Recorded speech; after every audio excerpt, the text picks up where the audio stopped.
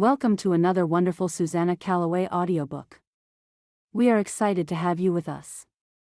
Before we begin the story, please like and subscribe to our channel and share it with friends. This allows us to continue adding free clean Western romance audiobooks for you to enjoy. The following title is copyrighted by Susannah Calloway, Western romance author. Now, find a comfortable spot, relax, and enjoy the story. The Unavailable Christmas Bride. Chapter 1. James Fletcher was tired to the bottom of his bones. With every bump and rattle of the wagon over the rocky road, he could hear the quiet clinking coming from the box in the wagon behind him. It made him smile, despite the exhaustion that was sucking at the backs of his eyes. The delicate china inside was carefully padded with sawdust. Of course, there were some other supplies back there, too, the few things that he and Emma couldn't produce from their ranch: sugar and coffee beans and salt. Emma knew he was coming with supplies. But she didn't know how long he'd been saving to buy her a good set of china like she'd been secretly wanting for years, and James couldn't wait to see her face when he arrived home. "Get up," he ordered softly. "Come on." The younger of the two cart horses drawing the wagon, a bright bay, tossed its head restlessly, pulling hard against its collar. The elder just snorted and swished its tail, knowing full well that James wasn't going to get after him. The horses had traveled a long road today, and James didn't blame them for feeling tired. "Sorry," he told them out loud. "I'm just excited to get home to the missus." Without warning, the bright bay horse stuck out all four its legs as straight as bedposts and stopped dead. James had to move quickly, grabbing for the brake to avoid running over his own horse with the wagon's momentum. "Billy," he scolded, shaking the reins. "What are you thinking?" Billy was as frozen as if he'd been made of stone. He let out a ripping snort, and James sighed in frustration. "Fool youngster," he snapped, touching the older horse with the whip. "Tell this young idiot to get going, Washington." But Washington was as frozen as his counterpart. He chomped the bit and pawed at the ground but refused to move a step further. James frowned. He climbed down from the driver's seat and walked around to the horses' heads, petting their muzzles. He knew they would move on if he whipped them, but he also knew it was worth paying attention to what they were telling him. "What's frightening you?" he murmured. "There's got to be something out there to make you behave like this." He glanced back toward the wagon, where his shotgun lay under the seat. "Wolves? Mountain lions? Injuns?" James shook his head at himself. Not that those sorry folks would want to attack a white man, not with the way those dang fools back in the fort at Santa Fe keep shooting at M for no good reason. He shaded his eyes, gazing out across the barren landscape. There was nothing but sand and sagebrush and rocks in all directions, the horizon shimmering under a harsh mirage. Wait. There, in the mirage. James squinted, trying to make out whether he was seeing rocks and a dust devil or an Injun village, he muttered, hurrying back onto the driver's seat. "And it's on fire. Those fool soldiers." He snapped the whip. "Hiya." Trusting the urgency in James's voice, Washington and Billy plunged forward at a brisk trot, the fastest that James dared to drive them over the rocks. He steered the horses as well as he could, glancing up intermittently as the village began to take shape ahead of him, and with every detail he saw, his heart sank lower. The flames still licked at the edges of a last grass hut, exposing its charred wooden skeleton. A single, lame cow hobbled hopelessly from one empty water trough to the other. And the bodies. Blood pooled around them, their chests blown wide with bullet holes, their feathers broken, war paint smudged, eyes glassy and sightless. "What happened here?" James murmured, reining his horses to a halt beside the first grass hut as he stared in horror at the remnants of the village. He received no answer, but he didn't need to. He knew what had happened to these people, and it made him sick to his stomach. But there was nothing he could do here. Nothing lived except for that cow and the blue-bellied flies that buzzed around the corpses. Horrific as this was, James would have to move on, even though it left a bitter taste in his mouth. What could one man do against all that hate? He was just turning the horses away when he heard the sob. It was a tiny, quiet, suffocated sound, and he froze, wondering if he'd imagined it. Surely, nothing could be left alive in this village. Could it? Then it came again, and James knew he'd heard it, the quiet whimpering of a frightened child. The very thought of a child being in this place of death made his heart hurt. He pulled up the brake and jumped down from the wagon again, heading toward the half-burned hut nearest to him. "Hello?" The sobbing stopped. Inside the hut, there was a quiet scraping noise. James cautiously peered into the shadows. It was smoky within, the roof still smoldering, but he could just make out a pair of glittering eyes staring at him from the furthest wall. Blinking, James stepped inside. His eyes adjusted to the darkness, and he could see her plainly, a tiny girl, no more than 4 or 5 years old, huddled up against the wall of the hut. A buckskin cloak had been tucked around her little body, and she pulled it up to her chin, pure terror filling her eyes as she stared at him. "It's all right," said James softly, crouching down.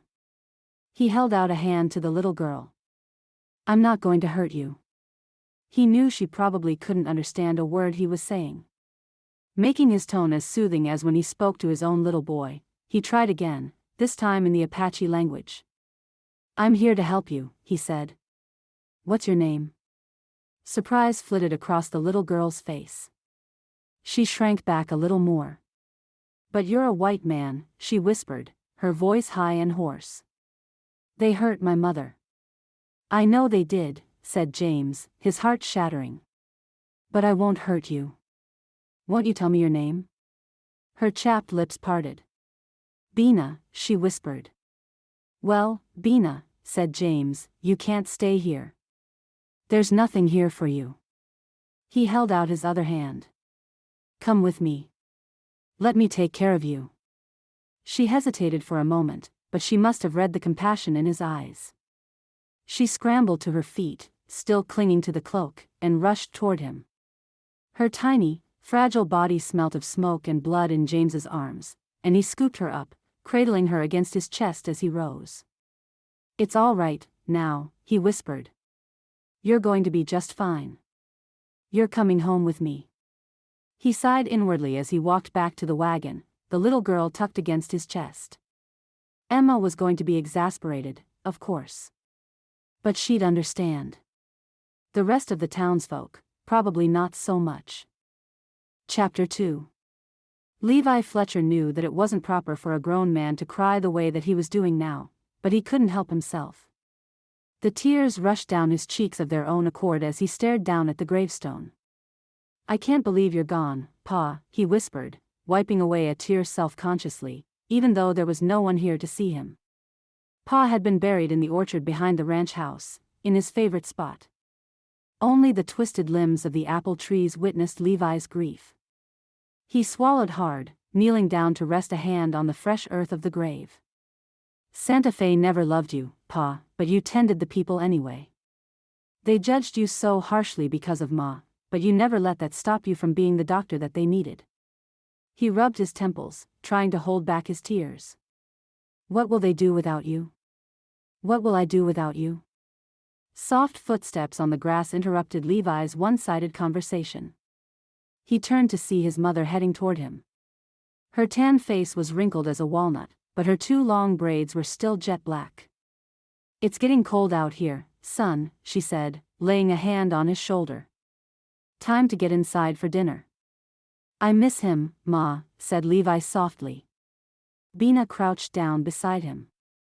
Her fingertips brushed the gravestone, touching the words, "Jim Fletcher," as if she could somehow feel her husband through them. "Beloved wife and father," the rest of the gravestone read, "to Bina Fletcher and Levi Fletcher. We will always miss him," she said.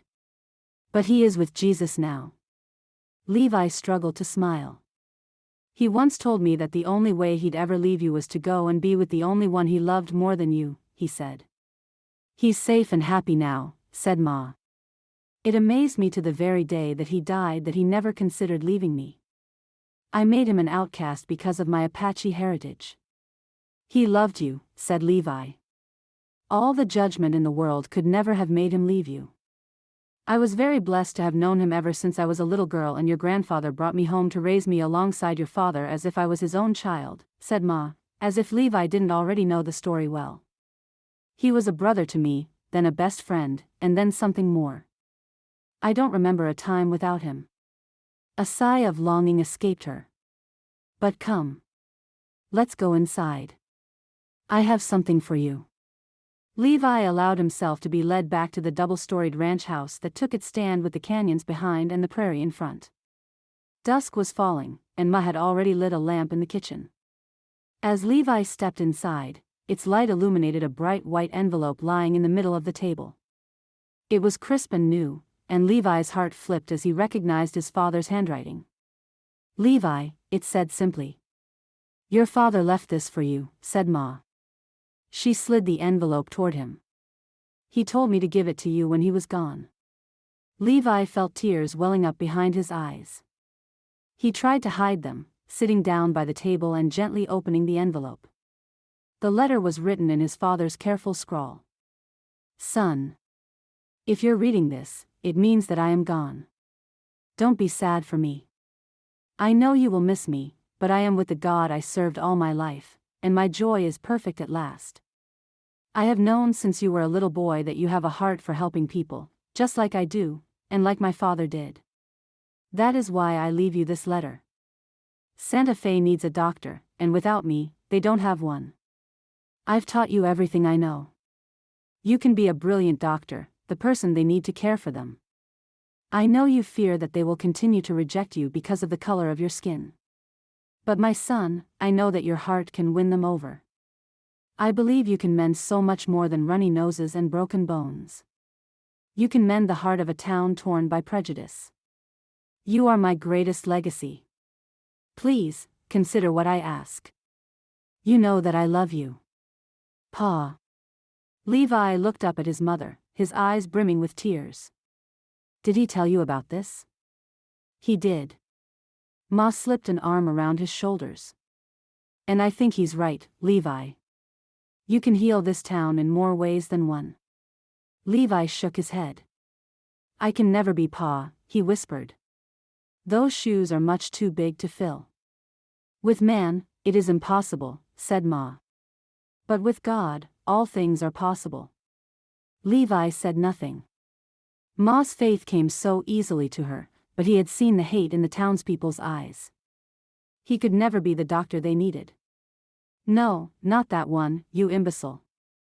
Luella Ramsey shrieked at the top of her lungs. Does that look like teal to you?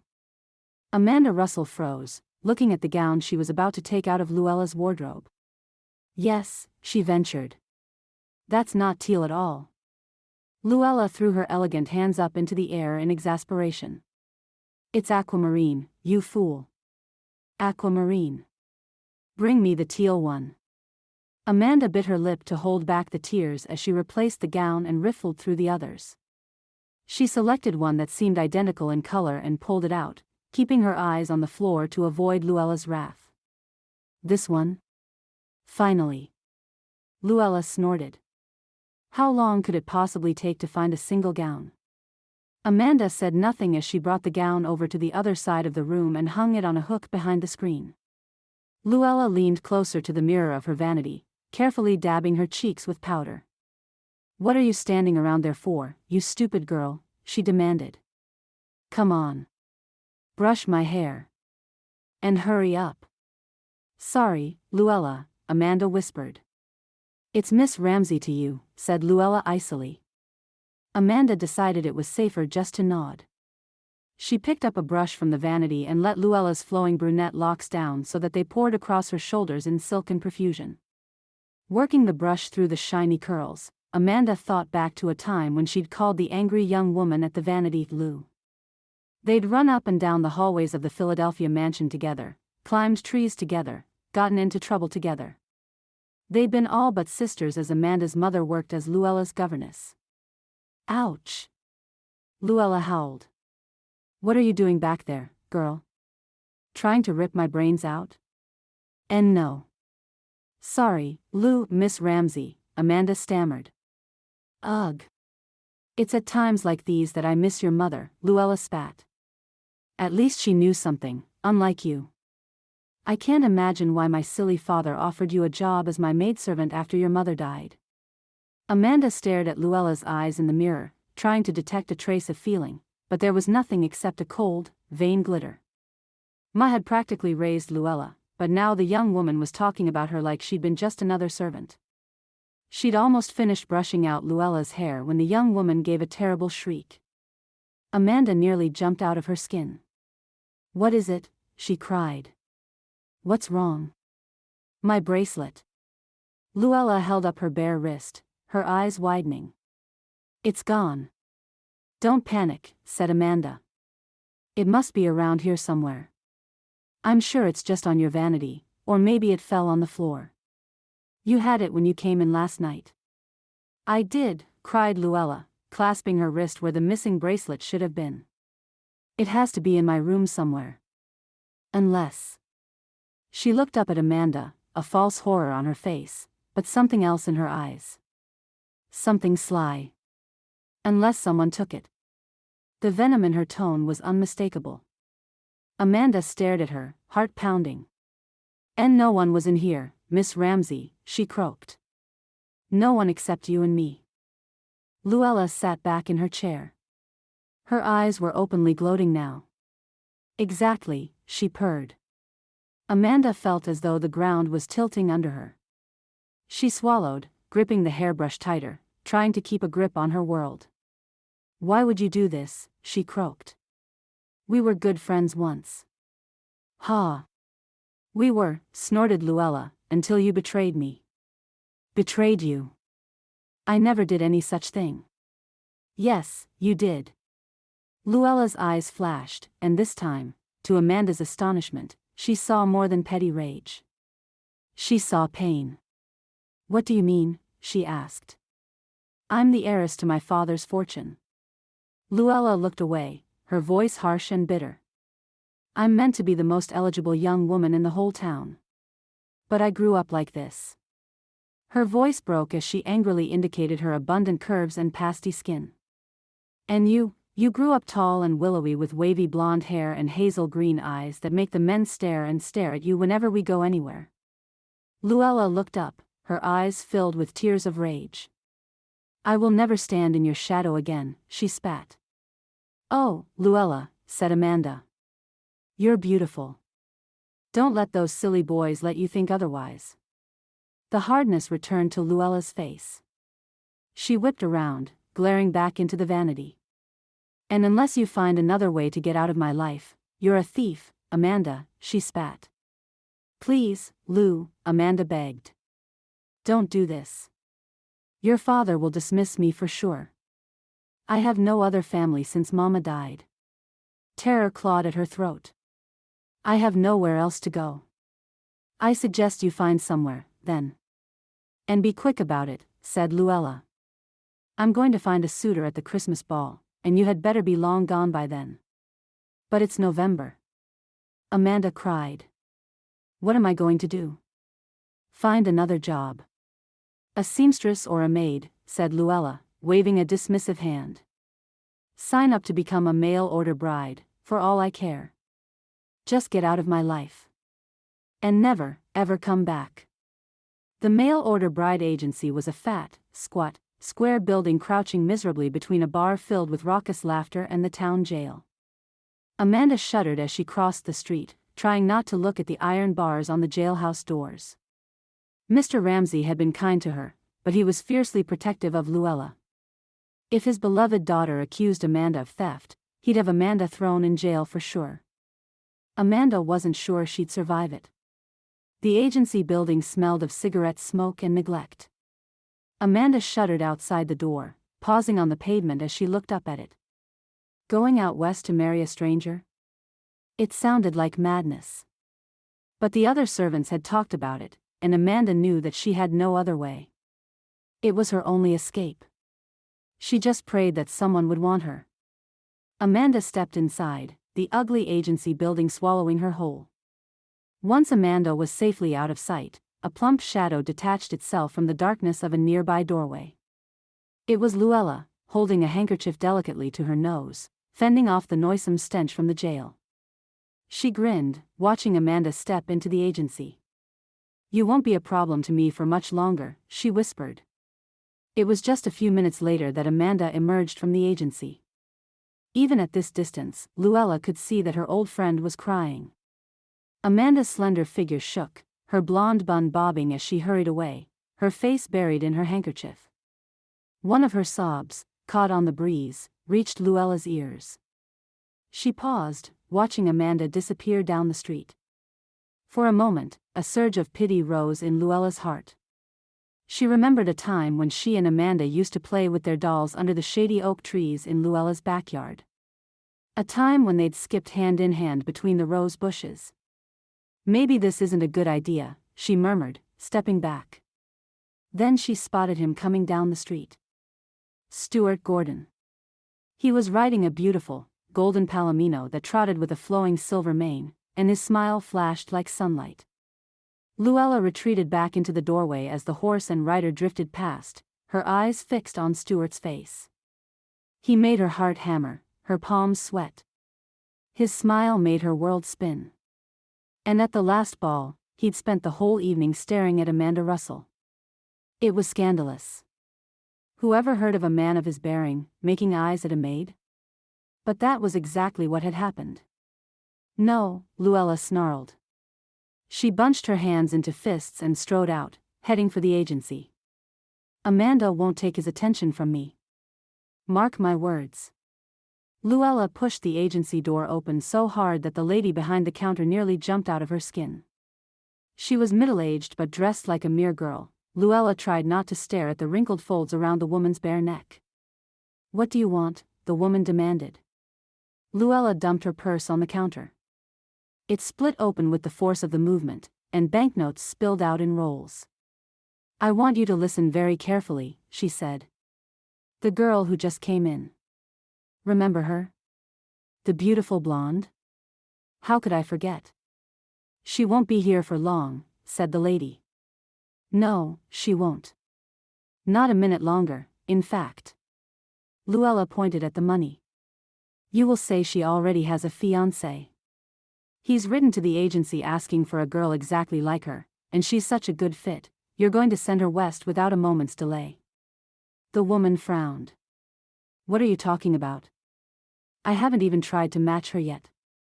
Nor will you try to match her. You'll repeat word for word what I've just told you to say, and you'll send her west immediately. But there is no one waiting for her. Not yet." "That is not my concern," Luella said, impatient now, to be done with the deed. "I have a reputation to uphold." Luella shrugged. "Very well," she said, reaching for the purse. The woman snatched at it, stopping her. "But for you," she said quickly, "I could make an exception." Luella smiled smugly. This was going to be the best Christmas yet. Chapter 3. Amanda couldn't stop staring out of the train window as the rhythmic chuffing of the engine propelled them ever further across a landscape that she never even knew existed. The softly snow-blanketed curves of the gentle hills of Pennsylvania felt like another world instead of being simply thousands of miles away.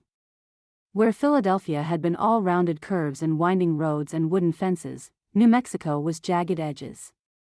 It was rocks, dusted with snow, jutting at the sky like broken teeth. It was canyons and cliff tops that looked like they'd been cut from wood by a trembling hand, then had snow blown across them by some thin and nameless wind. The sense of relief that had accompanied Amanda onto the train began to wear thin as they approached what had to be the town of Santa Fe, a tiny cluster of lights in the middle of nothingness as dusk began to settle over the desert. "Santa Fe," yelled the conductor. Amanda took a deep breath, glancing one more time at the letter in her hands. There was almost no information there. A name, Jack Smith, and little else. The lady at the agency had given it to her, saying that this Jack would meet her by the station. If you could call it a station. The train coughed to a halt, and when Amanda stepped out of the sliding doors, there was little more than a wooden platform and some wagons. She froze, scanning the faces of the men waiting by the wagons. Some had wives with them. Others, she shuddered at their harsh expressions and approached the nearest friendly face, that of a young man busy digging a stone out of his horse's foot. "Jack," she croaked. Jack Smith?" The man looked up. "Sorry, miss. It ain't me." His drawl was strange, foreign. Amanda tried not to panic. "Do you know where I can find him?" He shook his head. "Don't know anyone by that name, miss." The other people that Amanda dared to approach gave her much the same answer. By the time she'd moved back to the platform, even the train was gone. Darkness was falling. The cold was rising. And Amanda Russell was completely alone. Levi tried to pay attention as Ma bustled around the kitchen, blabbering ceaselessly about food and decorations and church services. He shoved another strip of bacon in his mouth and chewed, trying to look at least vaguely interested. "And then I think I'll knit a pair of socks for Mrs. Baker," she was saying. "Your father was always talking about how some good warm socks would help her old ankles." "Mrs. Baker hates you, Ma," said Levi. "What's that got to do with anything?" Ma smiled. "How about you, Levi? What do you want for Christmas?" Levi sighed, laying down his fork. "I want to know what to do," he murmured. Ma paused. "You mean about your father's letter?" "It's been a month, Ma," said Levi. His appetite was suddenly gone. "I still don't know what to do. I wish I could live up to his expectations. But the ranch can support us, and the people." He shook his head. "They'll never accept me." "You don't know that until you try." "I have tried. I've lived in Santa Fe my whole life, remember?" Levi gave her a desperate look. "I've been called names in the schoolyard and beaten up in the saloon. I know these people." Ma was about to respond when there was a brisk knock at the door. Levi tensed.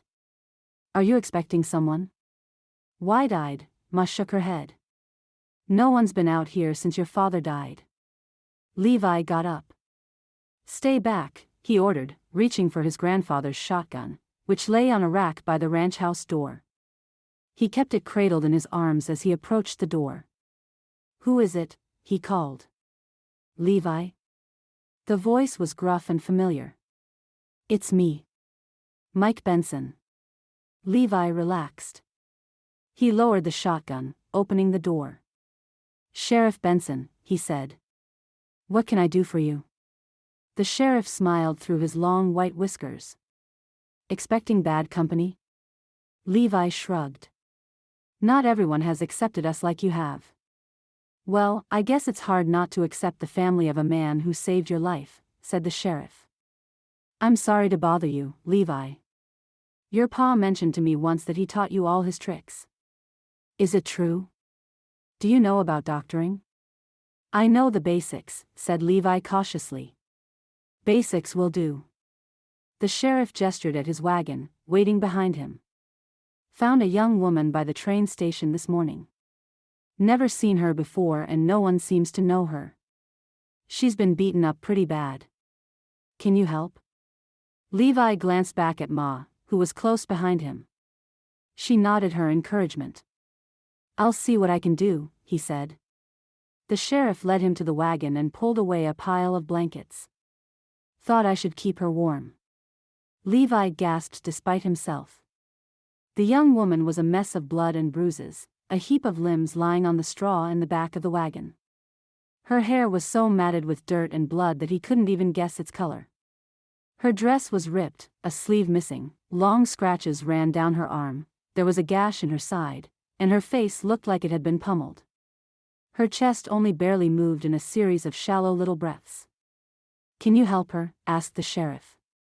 "I can try," said Levi. "Come on. Let's get her inside." The sheriff took the girl's legs and Levi slid his arms under her torso. Before lifting her, he looked over at the sheriff. "Oh, and Sheriff Benson." "Yes?"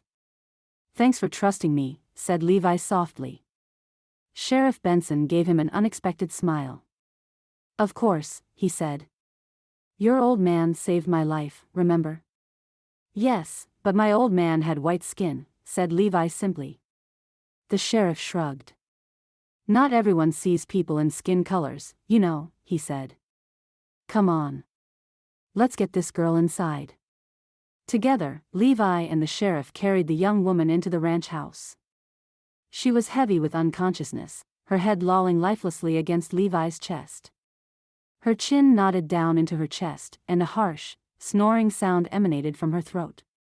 "She's deeply unconscious," said Levi automatically, startled when a line his father had often said came from his own mouth. "We need to stop the bleeding," he added, trying to shake the strange feeling as they maneuvered into the kitchen. Ma had already cleared the kitchen table. "Oh, the poor dear thing," she gasped, covering her mouth with her hand, as Levi and the sheriff hoisted the young woman onto the table. "She's in a bad way, Ma," said Levi, tipping back his patient's head. She took an easier breath. "Do we still have some bandages?" "I kept all of your papa's things," said Ma. She opened a kitchen cabinet to reveal rolls and rolls of clean, white bandages. Levi didn't quite know what to make of that. "All right," he said. "First we need to stop the bleeding. Then we can begin to clean her wounds." "She's bled badly," said Ma, touching the girl's white hand. "Look how white her nail beds are." "And look at this," said the sheriff. He lifted the hand, showing Levi scraps of dried blood under the girl's fingernails.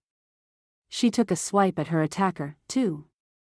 "She's a fighter, all right," said Levi, examining the gash in her side. "She shouldn't be alive." He looked down at her face, expressionless in a deep sleep. On a sudden urge, he gently brushed a strand of blood-streaked hair out of her face. Somewhere under all those bruises, she had a strong and classical beauty, the line of her jaw swollen but strong. "We're going to fight for you," he murmured, almost without meaning to. "We definitely are," said Ma. She'd rolled up her sleeves. "Do you know who she is?" "No idea," said the sheriff, shrugging. "She had a case with her. It was emptied, of course, but I'm guessing she came in on a train. She's not from around here." "Poor girl," said Ma. "What a way to be welcomed into Santa Fe." "There are some bad folk out there," said the sheriff. He sighed. "And I'd best go back to hunting M. I'll pop by in a few days and see how you're getting on." He tipped his hat to Ma. "Have a nice day, ma'am." Ma smiled. "Thank you, Sheriff." Levi didn't look up as the sheriff showed himself out. He was too busy packing the girl's wounds with bandages, letting them soak up and stop the bleeding. "Who are you?" he murmured, looking up at her face again as he put pressure on her side. "And where did you come from?" Chapter 4. Amanda's head hurt, and that was just the start of it. It was a dull, persistent ache, throbbing quietly and unendingly. It was just behind her right temple, and it wouldn't stop. She grimaced, but that sent a wave of pain through her cheek. Amanda tried to raise a hand to her face, and that was when she realized that her entire left side was on fire. She gasped, breathless with the force of the agony, and tried to move. The pain lanced red-hot and sharp through her side, and when she tried to move, it gripped her with a terrifying strength. "Shoo!" The unfamiliar voice had a slow, Western drawl, but it was somehow reassuring. Hands touched Amanda's shoulders, then her brow, then her unhurt cheek. "It's all right, dear. You're safe. Don't move too much. You've been hurt." Amanda opened her eyes. A haze of light stabbed at them, and she blinked hard, trying to make sense of the world. She remembered a bracelet. Luella, a train. The station. She was in the West somewhere. What had happened? Her swimming vision began to clear, and Amanda made out a face directly above her. The face was dark-skinned, wrinkled as a walnut, bound on both sides by long black braids, and it looked like it had come directly from a book. Amanda could almost see the captive underneath it, an Indian woman. Indians. That was why she was so sore. They'd captured her. Her heart hammered on her ribs, and she squirmed, trying to move back. "No, no, honey." The woman spoke, and she didn't sound like a savage. Her voice was gentle. "Don't be afraid. No one's here to hurt you now. It's just me." Her voice was steadying. Amanda paused, trying to turn her neck to look around. She wasn't lying in the dirt by a fire or in a grass hut. She was in a large, airy room with lace curtains and an elegant mirror on the wall. In the mirror, she saw that her face was a mass of black and blue bruises. She raised her fingertips to the pitch-black bruise on her temple, and a memory surfaced. A handsome face, the chin stubbed, the eyes ice blue. Now, little lady. What have we here? And then, she remembered a fist pounding into her head. You're all right now, the Indian woman repeated. She stroked Amanda's hair. You don't have to be scared. My name is Bina, and I'm here to help you. How did I get here? Amanda croaked. Her throat felt like sandpaper, and she coughed, a blood clot dripping onto the clean linen that covered her. Bina didn't seem to be bothered. She held a tin cup of water to Amanda's lips, and she sucked at it gratefully, the liquid soothing her throat. The sheriff found you, dear, said Bina. Just lying by the train station with an empty case. Seems like someone robbed you. Her brows furrowed with concern. Or don't you remember?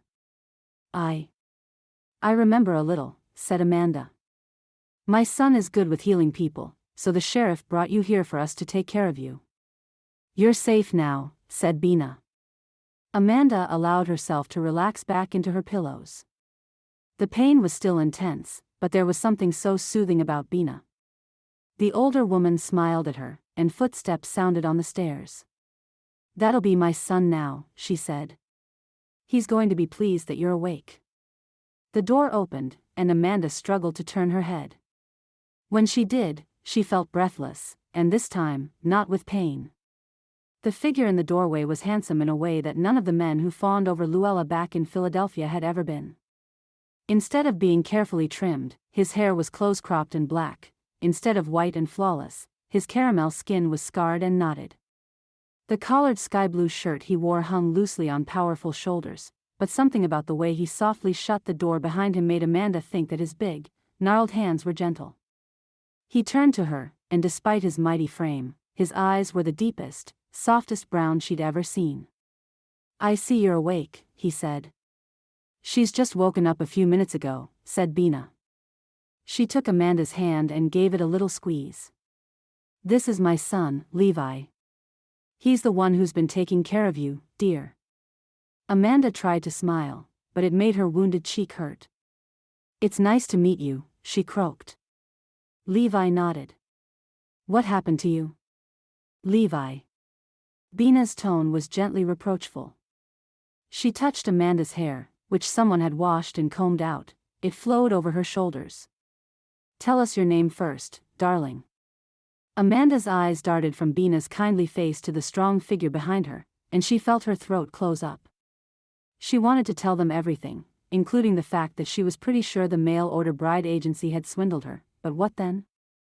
What would they do to an unmarried woman all by herself? Do you remember? Asked Bina gently. Lucy, Amanda stammered out. My name is Lucy. Lucy, Ramsey. She bit her lip. I'm from Philadelphia. What are you doing all the way out here, then, Lucy? Asked Levi. His tone was gentle. And who did this to you? I'm waiting for, she swallowed. I'm waiting for my husband. He's supposed to come into Santa Fe from a business trip further west. Well, he was supposed to meet me at the train station. He must have been delayed, but he said he'd be here by Christmas. So, who hurt you? Asked Bina. Amanda couldn't believe it. They'd swallowed her lie, and immediately, a deep guilt began to throb in her heart. They'd saved her, and she'd lied to them. But what could she do? Who could she trust? Even her best friend had turned against her back in Philadelphia. It's all right if you can't remember, said Bina, resting a hand on Amanda's shoulder. We just want to know so that we can help Sheriff Benson to track down the people who harmed you. No, I remember, said Amanda. At least now she could tell the truth. It was a group of men. She took a sharp breath, remembering, and pain stabbed through her ribs. She clutched at them, a moan escaping her lips. Levi was suddenly beside her, so close that she could smell him. His scent was of sagebrush and horses and fresh air, and when his hands touched her wrists, they were as gentle as she'd expected. "Rest now," he said, his voice warm and close. "You've been badly hurt, but you'll recover." Amanda sagged back onto her pillows, darkness swarming around the edges of her vision. The guilt was still sharp and acute in her heart. "Thank you," she whispered. "You're welcome," said Levi quietly. "Now sleep." Amanda couldn't have disobeyed even if she'd wanted to. She sank back down into a welcoming darkness. Chapter 5. A plume of dust drifted in the air behind Leroy Olsen's gang, but despite his horse's brisk pace, he could still read the sign in the distance on the outskirts of Santa Fe. So, they'd circled back now, and he was glad to be getting back to civilization. "Hey, boys," he yelled, turning back to shout at the group of men riding behind him. Each had a six-shooter on either hip. "Are you seeing what I'm seeing?" His second-in-command, Danny Black, let out a wild whoop. "Well, that looks like a saloon to me," he shouted. "A very suitable watering hole," mocked another from behind Danny. Leroy laughed and took off his hat, waving it above his head. "Let's go get it, boys." His jaded horse snorted when Leroy punched his rowel spurs against its sweaty flanks, but it knew it didn't have much of a choice other than to labor up into a gallop. Yipping and whistling behind him, Leroy's happy gang followed him up to the front of the saloon. Slamming his weight back in the saddle, Leroy leaned against his reins, sending the horse skidding to a halt. "This'll about do," he said, looking at the saloon with a critical eye. "Don't you think we should be moving on, Leroy?" asked Danny, pulling up beside him. "We didn't get much around here day before yesterday. I vote we go back up north, look for some more banks to rob." "Or trains," suggested another rider. "That last little train robbery job we did was a sweet one, weren't it, boys?" He patted his saddlebags, which jingled with gold. The rest of the gang whooped enthusiastically. "Nah." Leroy shook his head, and his men immediately fell silent. "We want to keep a low profile for a few weeks, let the train robbery blow over." He chewed on the wad of tobacco in his cheek, eyeing the saloon. "Besides, it's Christmas, isn't it? People are feelin' charitable. Their guard is down. They're not lookin' for train robbers." He leered at the group. "I'm sure there's still some fun to be had in this town, even if we didn't get much from that girl." Danny laughed. "That's right, boss," he said. "Starting with this here saloon." Leroy swung down from his horse and tossed the reins over the hitching rail. The tired mare hung its head, relieved to be standing still. "Come on, boys." Sheriff Benson sat back, quietly nursing his whiskey. He only allowed himself a glass or two a couple of days a week, his little treat to himself, while his badge lay at home on the nightstand. Still, leaving the job behind wasn't as simple as taking off the badge. He knew at the moment that the group of men swaggered into the saloon, even though he didn't turn to look at them. He kept his eyes steadily trained on his glass, but every hair on the back of his neck stood bolt upright at the mere sound of their voices. Sheriff Benson was an old lawman, and he knew a lot of things. Especially trouble when he saw it. When Amanda woke on the fourth day, she was surprised to find that she had rolled over in her sleep. Slowly, she stretched her limbs, waiting for the waves of pain to assault her the way they had greeted her every time she woke up from the fitful naps that had occupied her days. Glancing toward the window, she saw that the light had the clean, crisp quality of morning. She must have slept through the night for the first time since the attack, and her grateful body was feeling it. Sitting up, Amanda stretched her arms upward, wincing when the movement tugged at the stitches in her side. She tugged up her shirt to look at the jagged wound, neatly stitched now. Her mind fled back to that night. It had started to come back to her in bits and pieces, the leering face of the man whose breath coughed tobacco and alcohol at her, his hands pawing at her dress, one of his buddies grabbing her case out of her hands, ripping it open, her change of clothes spilling across the dirt. "She don't have much, sir," the man had said. But the blue-eyed man just smiled wider, grabbing her throat, pinning her up against the rails of the platform. She's got something, he purred, and she'd felt his eyes travel across her body. She'd screamed, and that was when he stabbed her. She could still remember the harsh feeling of metal sliding across her ribs. No, Amanda told herself out loud, shaking her head. She was surprised to find that the movement didn't hurt as much anymore. We're not thinking about that right now. She pulled back the covers and slipped her feet onto the ground. A moment of dizziness clutched at her, but once she had sat still and blinked for a few moments, it left her. Slowly, clutching the headboard just in case, Amanda got to her feet. Her legs held, allowing her to walk across the room to the vanity in the corner. Her face in the mirror was still bruised, but now those bruises were yellow and green instead of black and blue. There was a gentle knock on the door. Amanda spun a little faster than she should have and put a hand out to steady herself against the vanity.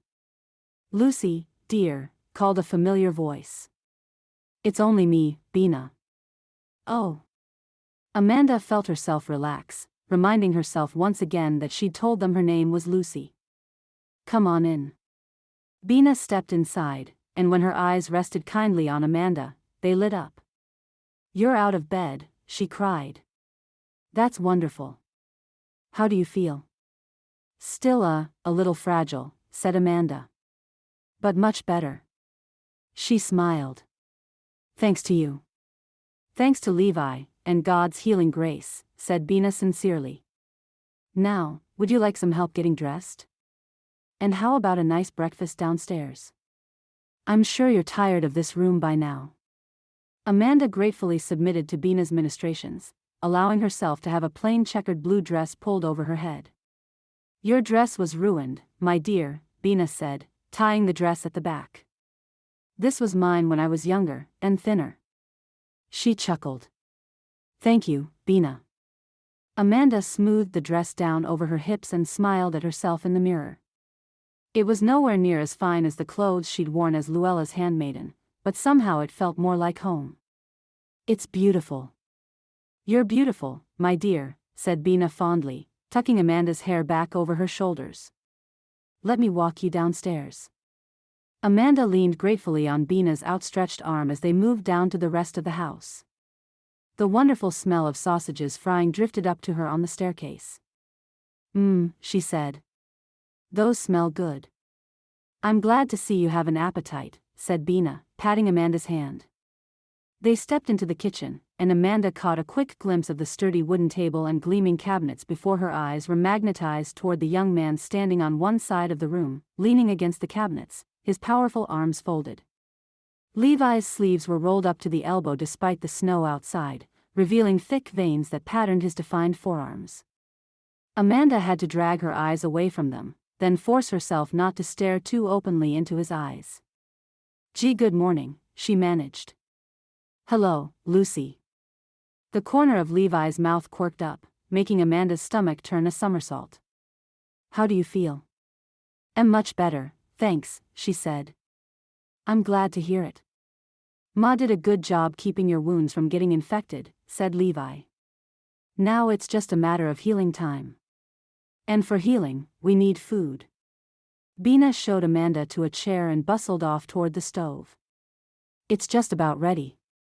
There was a brisk rap on the door, and a tall, graying man with a white mustache poked his head inside. "Did someone say food is ready?" he said cheerfully, then took a deep breath. That smells great." Bina laughed. "So, I'm told," she said. "Lucy, do you remember Sheriff Benson?" Amanda looked up at the man, trying to place him. I'm sorry," she said. "It's all right." The sheriff stepped inside and gave her a smile that lit up his warm eyes. "You were pretty beaten up when I found you, young lady. I'm happy to see you're back on your feet." "Sheriff Benson is the man who found you and brought you here," Levi explained quietly. Amanda got up and gave the sheriff a little curtsy. "Then I owe my life to you, sir," she said. "Just doing my job, ma'am." Sheriff Benson smiled. "I'm sorry to interrupt your breakfast, but do you mind if I ask you a few questions? I want to catch the men who did this to you." Amanda swallowed, not wanting to relive the attack. Her eyes darted to Levi, and he stepped forward, his tone gentle. I know this must be hard for you, Lucy, but the sheriff needs to catch them, he said.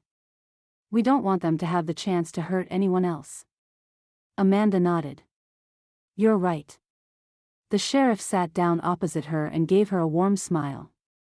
Lucy, you say? Lucy Ramsey, said Amanda, the lie bitter on the back of her tongue. I'm from Philadelphia. My husband is on business in the area. He was supposed to have arrived in Santa Fe before I did, but he did warn me that he might be delayed until Christmas. The sheriff shook his head, and Amanda noticed a hint of disapproval in his expression, but he hid it well. So had you just arrived in Santa Fe? I had, said Amanda. I was looking for my husband when a group of men came out of nowhere. Her head began to throb, and she held a hand to it. I'm sorry, Sheriff. It's all so foggy. She had a head injury, said Levi quietly. She might not remember everything. That's all right, dear. The sheriff gave her a fatherly smile. Do you think you can describe any of the men?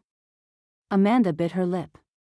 One had blue eyes, but that's about all I remember, she said. I don't know if I'd recognize them if I saw them again. That's all right. The sheriff studied her, his eyes filled with concern. What were you planning to do while you waited for your husband? Amanda swallowed. The future suddenly opened up before her, gaping at her feet like a fathomless abyss. She had no one here. She had nowhere to turn. He told me to get set up in a hotel, she croaked out. Alone? Levi snorted derisively. Levi, said Bina sharply. I'm starting to think that that's not a good idea, said Amanda weakly. No. It's a terrible idea, said Bina, and that's why you're going to stay with us until your husband gets here. Amanda stared at her. Do you mean it? Of course, I mean it. Bina leaned over and gripped Amanda's hand tightly. We have plenty of room, my dear. And I'm hurting for some female company. She winked. That sounds good to me, said Sheriff Benson, relaxing visibly. Levi gave a brief nod. It's going to be the best option for you, he said. Amanda felt her eyes filling with tears of gratitude and grief. She clung to Bina's hand, her heart shattered that she had lied to these good people. But how could she go back now? Thank you, she croaked. Thank you. Chapter 6. The plum pudding was richly fragrant when Amanda lifted it out of the oven. Wincing at the stitches that still tugged in her side, she set it down on the kitchen table and gazed at it in admiration.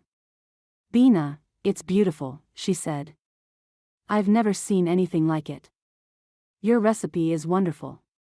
Bina laughed from where she was busily rolling out some gingerbread. And easy, too, she said. It's Levi's grandmama's recipe. Amanda turned the plum pudding to stare at it from another angle. I bet it's just as delicious as it looks. It's always a treat, Bina agreed. I like to make it around Christmas time. And these little gingerbread figures, too. She smiled down at the sheet of dough. Levi used to love them when he was a little boy. And his father, too, before he passed. Her smile flickered. This will be our first Christmas without him. I'm sorry, said Amanda gently, meaning it. It sounds like your husband was a good man. The best I ever knew, said Bina. Her smile was fond but tinged with sadness.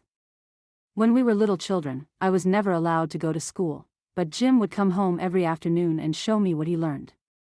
His parents helped, but Jim was the one who taught me how to read. And that's how I grew to learn so much more about the world around me than most of my ancestors ever did. Amanda gazed at her, head to one side. So, you and Jim grew up together? Jim's father found me in a ruined Apache village when I was just a little girl, said Bina. My family had been attacked and killed. Amanda stared at her, horrified. Oh, Bina, I'm so sorry. I didn't. Bina smiled, shaking her head. Don't worry, sweet child, she said. I have grieved so deeply over all my people. I hardly remember them from the village, but I still miss them, and I still see what is being done to the Apache, and it hurts my heart. But I trust God nonetheless, because He has been good to me.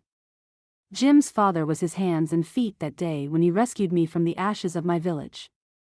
What happened to you then? Asked Amanda. James and his wife took me in, said Bina. Despite the fact that many of the townsfolk hated me, treated me like a dog or some varmint that they wanted to kill, they never let me go. That is why I say that God was good to me even in the midst of my deepest troubles.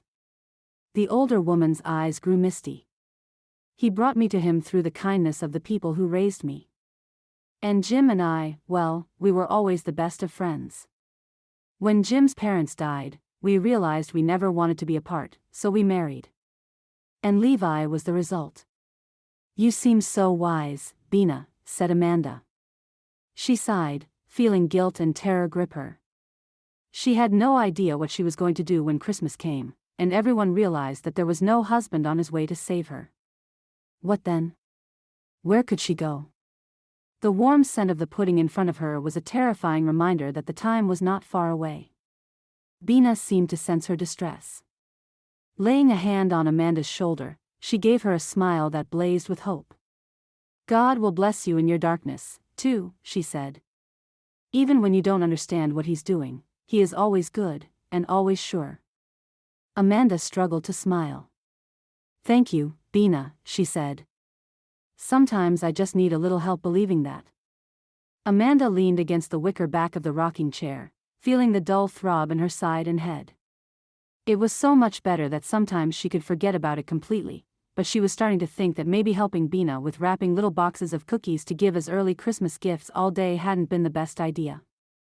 Still, it was nothing that a little rest couldn't cure, she hoped. She tried to relax her muscles one by one, letting her battered body relax into the chair. A flicker of movement caught her eye in the yard in front of the ranch house. It was Levi, carrying 2 rope halters over his arm. He had a tin in his hand, which rattled with grain when he shook it. His movements were sure and confident, boots crunching on the snow with a fearless certainty that was echoed in the way that he held his shoulders. Amanda let her eyes follow him, knowing that she couldn't tear them away even if she tried. He paused, his eyes partially shaded by his broad-brimmed hat, but nonetheless glittering in their intensity. His lips pursed, and he gave a piercing whistle, rattling the can again. Thunder broke out on the horizon. 2 great, big-boned draft horses charged into view, their powerful bodies plunging across the snow as Levi called for them, but Amanda wasn't watching their mighty display. Her eyes were fixed on Levi as he gave that lopsided smile again, watching the horses gallop toward him. How was this beautiful young man not yet married? Amanda couldn't understand it. He was kind, intelligent, and gentle, quiet at times, but she liked it. And beautiful. She touched her left ring finger, rubbing the spot where a wedding ring was supposed to be. She'd told Bina that the thugs who attacked her had taken her ring. How would she and Levi react when they discovered that there had never been any ring? Bina's hand brushed Amanda's shoulder lightly, but the touch still made her jump. Sorry, said Bina, smiling. She glanced over at Levi, quirking an eyebrow as if she'd guessed what Amanda was looking at. I've just come to see if you're all right. You worked hard today, Lucy. Amanda tried to relax. Just a little sore, that's all, she said. Levi will have a look at your injuries after dinner, said Bina. Amanda couldn't resist another curious glance. How come Levi knows so much about helping injured people, she asked. He put in stitches. I'm sure not every rancher out here is so skilled. No. Bina laughed. Levi's father was the doctor of Santa Fe. Even though he married a native woman, he was still so deeply loved. People judged him, but they also needed him. She sighed. It's harder for Levi. He has all the skills his father did, and the same healing touch, but it's harder for the people to forget about me when he has my skin. My eyes. She lifted a hand to her cheek and sighed. That's so sad, said Amanda. It's the way of this ugly old world, my dear, said Bina, and one more reason to be glad our Savior is coming soon. Come. Let's go to dinner. It's nearly Christmas. Nearly time to celebrate his birth. Bina didn't have to watch to know that Levi's fingers were as delicate as butterfly wings on Lucy's wounded side. She held the girl's hand, tootling in disapproval as she and Levi both inspected the wound in her side. The stitches had been taken out, but the shallow remnants of the wound still remained, jagged on her ribs. The bruising around it had faded to yellow and brown. "It's still nice and clean," said Levi, gently feeling over Lucy's ribs. "I think you just overexerted yourself a little. It's healing well." "Thanks to you," said Lucy softly. Levi looked up, and Bina saw his body stiffen as he realized that he was nose to nose with Lucy now. Her hazel eyes had captivated him, drawing her in the way they'd done increasingly often over the past few days. Levi moved as if to look away, but he didn't seem able. His eyes were locked on Lucy's, and she sat stock still, her limpid gaze fixed on his. His hand was still resting on her side. Bina saw Lucy's lips part. Then, her eyelashes fluttered. She blinked the moment away, turning her head, a faint blush rising to her faultless cheeks. Levi stepped back, allowing his hands to fall back to his sides. "Yes, it's doing well," he stammered, his eyes everywhere except on Lucy. "Thank you," said Lucy softly. She tugged her shirt back down over the wound, slipped her arms back into her dress. The frozen moment had passed, but the memory of it lingered in the way Lucy's eyes followed Levi across the room when he went to wash his hands at the small basin on the counter. His father had always used this as his examination room. Here. Some professionalism returning to his movements, Levi grabbed a pot of balm from the cabinet by his head. "This will help for the last of the bruising." Lucy accepted it without a word. Levi cleared his throat. "Well, that's it, then," he said, and strode out. Bina watched Lucy's eyes follow him out of the room. She knew what she had seen, and it was something she was seeing more and more as the days passed, Levi's eyes lingering on Lucy, Lucy's expression changing every time he stepped into the room. She had known, even before Levi was born, that she was bringing him into a world that would doom him to be alone for the rest of his life. Yet every year, she prayed for a Christmas miracle. Bina sighed, turning away. If only it wasn't for that husband that was on his way, she would have hoped that maybe Lucy could be that miracle. Chapter 7. Amanda gave a little growl of frustration as a piece of gingerbread crumbled in her fingers. "Oh, Bina," she cried. "I've broken another one. I was just trying to get the string through, but the whole thing just," she sighed, holding up yet another headless gingerbread man. Bina laughed with her characteristic good nature.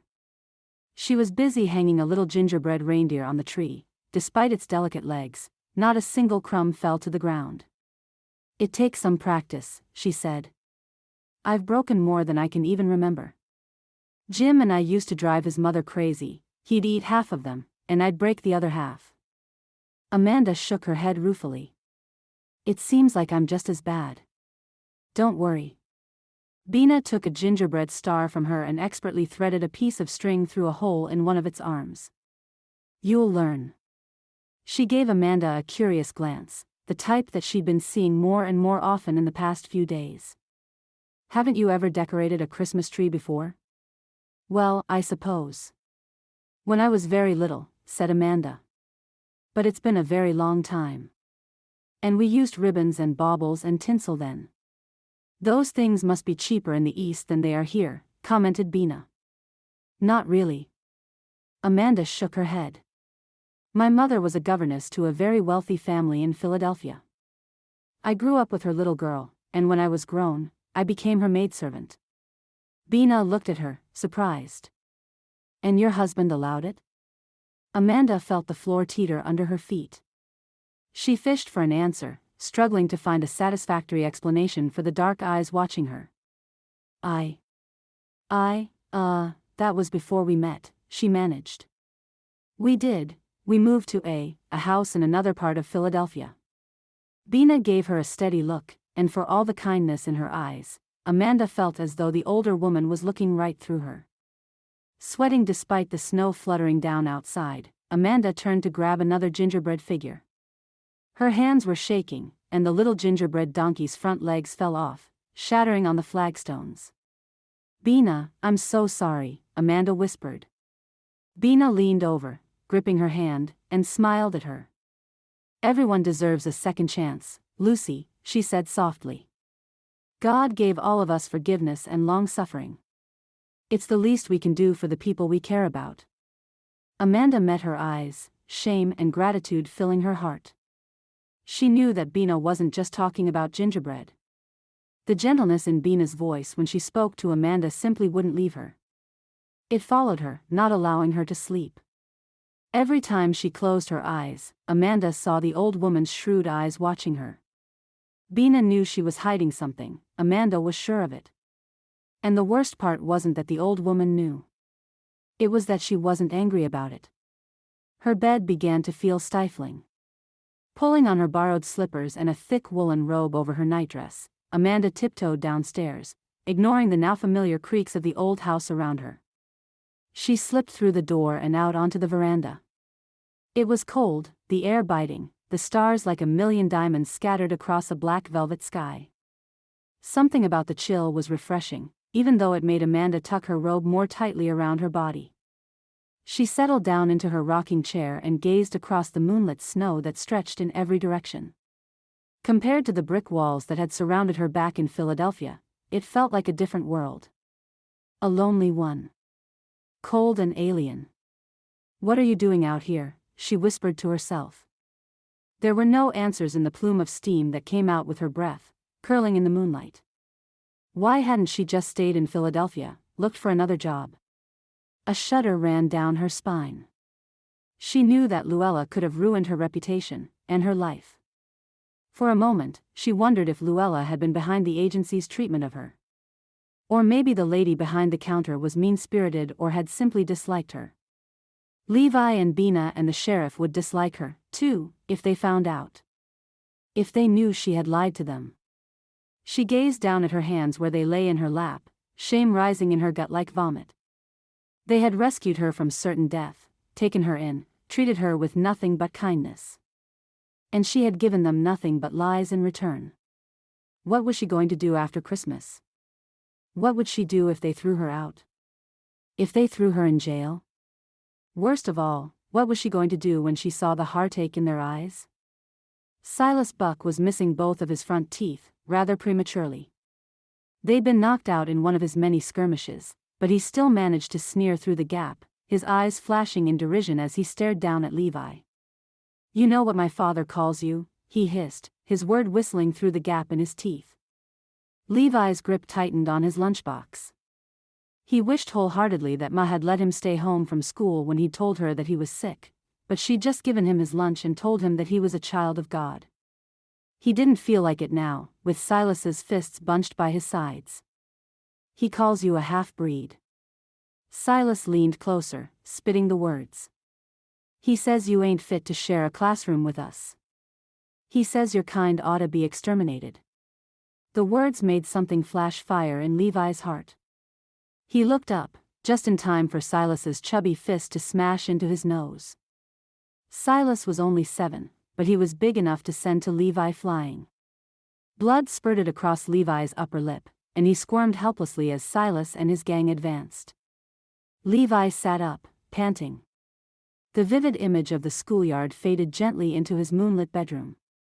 Sweat had soaked the sheets around him, and he shook his head, feeling the disquiet fade away. There was still a pit of nausea at the bottom of his stomach as he settled back down on his pillows, trying to blink away the bad dream. Silas Buck couldn't punch him up anymore. He'd grown into a chubby, balding banker, but he knew that the people of Santa Fe still said the same things about him behind closed doors. He needed some fresh air. Getting up, Levi padded downstairs, enjoying the cold on his sweaty skin. When he stepped into the kitchen, he heard it. A soft, rhythmic, yet broken noise coming from the veranda. A woman crying. Slowly, Levi pushed the front door open. Lucy was a hunched figure in the rocking chair she loved. Her wavy, golden hair was in disarray, spilling down her shoulders like a fallen halo. Her body trembled, her face buried in her hands as she cried. Her shattered posture wrenched at Levi's heart even as he couldn't peel his eyes away from the way the silver moonlight lit up the ends of her hair. "Lucy?" Amanda looked up. Levi's eyes were deep and concerned where he hovered in the doorway. Sweat had soaked a dark V shape in the neck of his gray shirt, and his hair was squashed out of shape on one side of his head. His feet were bare, and Amanda stared down at them, her shame still overwhelming. She tried to speak, but all that came out was another sob. "Lucy, what's the matter?" Levi left the door to bang softly shut behind him. He padded over to her, and his fingertips brushed her shoulder with a touch that made something flutter in her stomach. Sinking to his haunches, he placed his other hand on her knee. "Are you in pain?" "No," Amanda managed.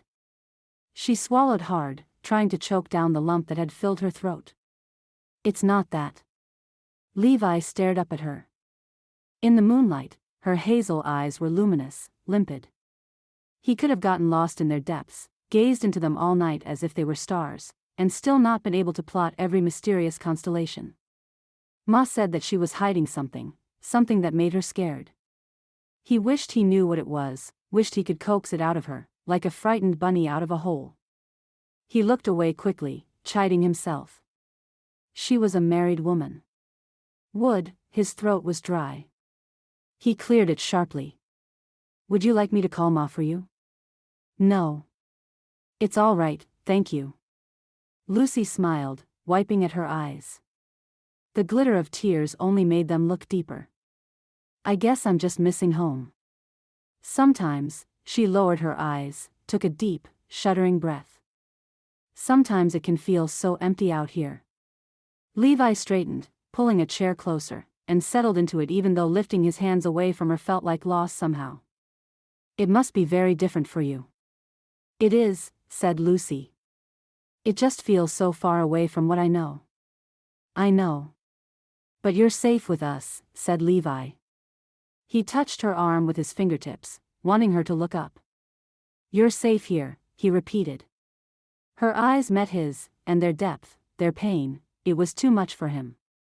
As if magnetized to her, his right hand lifted, and his fingertips brushed the gossamer softness of her peach-blossom cheek for a moment that made every hair on his body stand on end.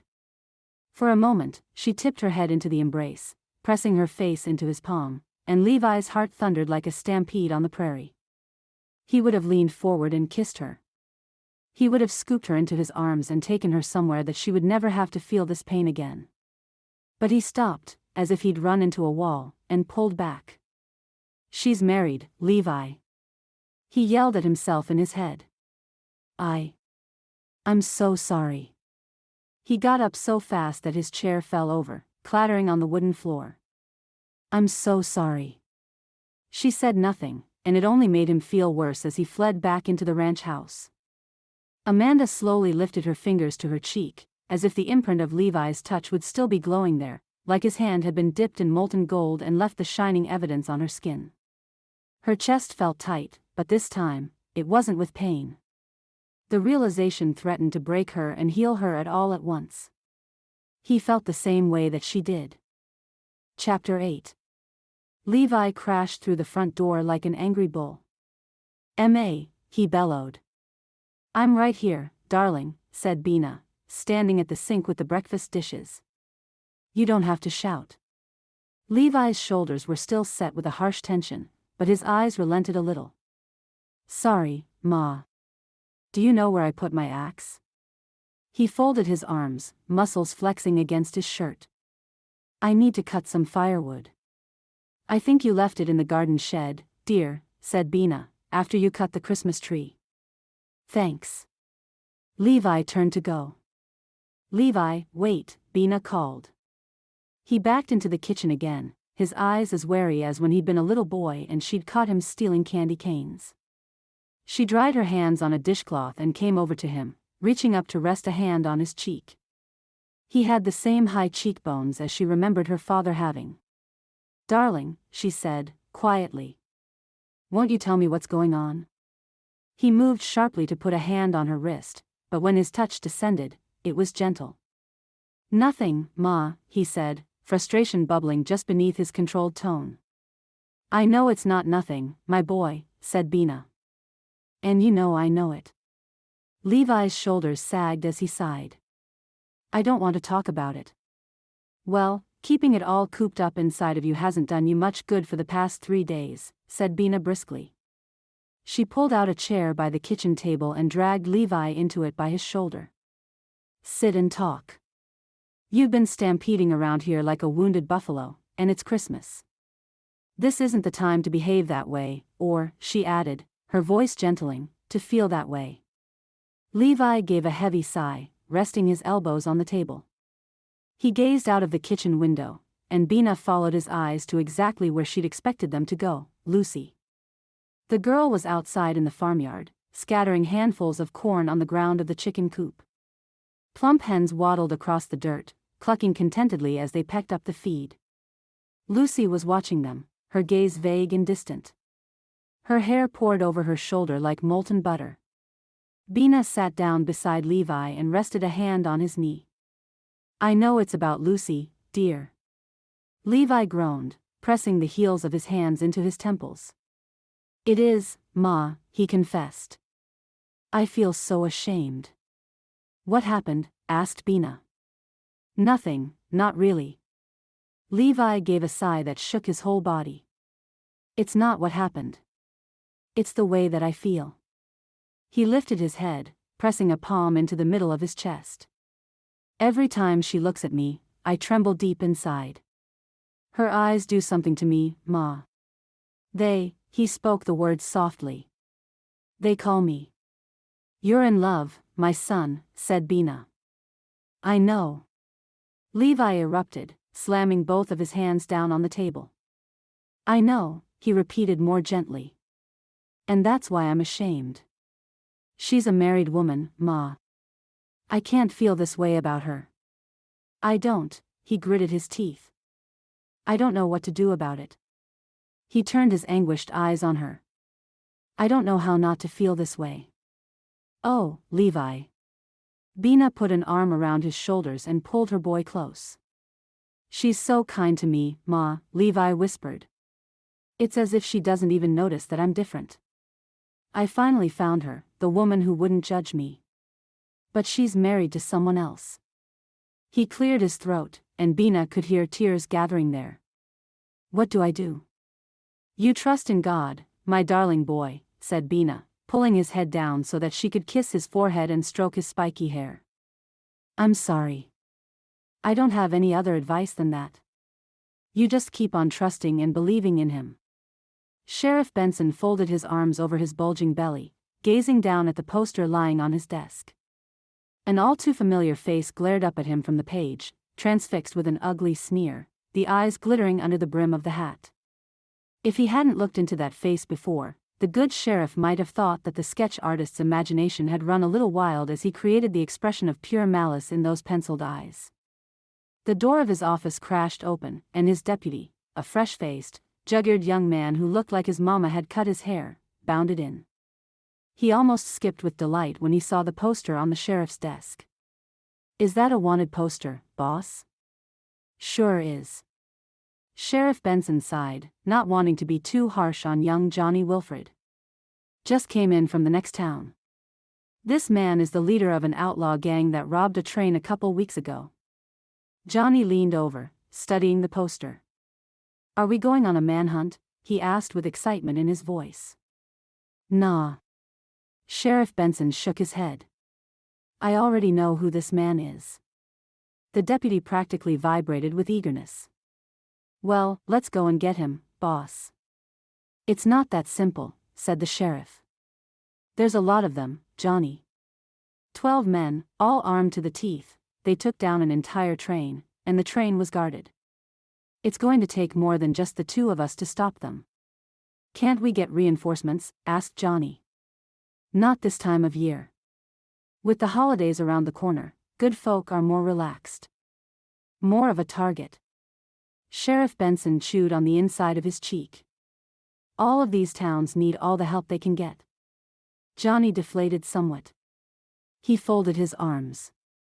"So, what are we going to do, boss?" We can't just ignore them. We're not going to, said Sheriff Benson. We're going to keep a very, very good eye on them. But apart from that, until Christmas is over, he sighed, spreading his hands. There's not very much more that we can do. He could see that his words didn't sit well with idealistic young Johnny, and if he was honest, they didn't sit well with him either. But there was nothing he could do. Nothing but watch that gang like a hawk. And wait. Bina sat between Amanda and Levi on the driver's seat of the wagon, a kind of no man's land between two icy fronts. Amanda could see that the silence that had stretched out between her and Levi ever since that night on the porch was starting to wear on Bina. The creases around her eyes seemed deeper, her smile not as quick as it had always been. Today, though, as the two ponderous cart horses lugged the wagon along the main road to the town, the old woman was grinning widely. "Ah, Christmas is a wonderful time, isn't it?" she said, gazing around the homes and businesses that lined the dusty main road. "Just look at all those decorations." "It is Christmas Eve, Ma," said Levi, trying to smile. "Santa Fe is looking its best." Bina put a hand on his knee. "You look nervous, dear," she said. Levi shifted uncomfortably on the seat, his dark skin flushing darker still. "You know I'm not comfortable going to church," he muttered. "Everyone stares at me. I can feel their judgment." "It's no reason not to go, Levi," said Bina primly. "Besides, it's the Christmas Eve service. We've never missed it, and we're not going to start now." She gave Amanda a shrewd glance.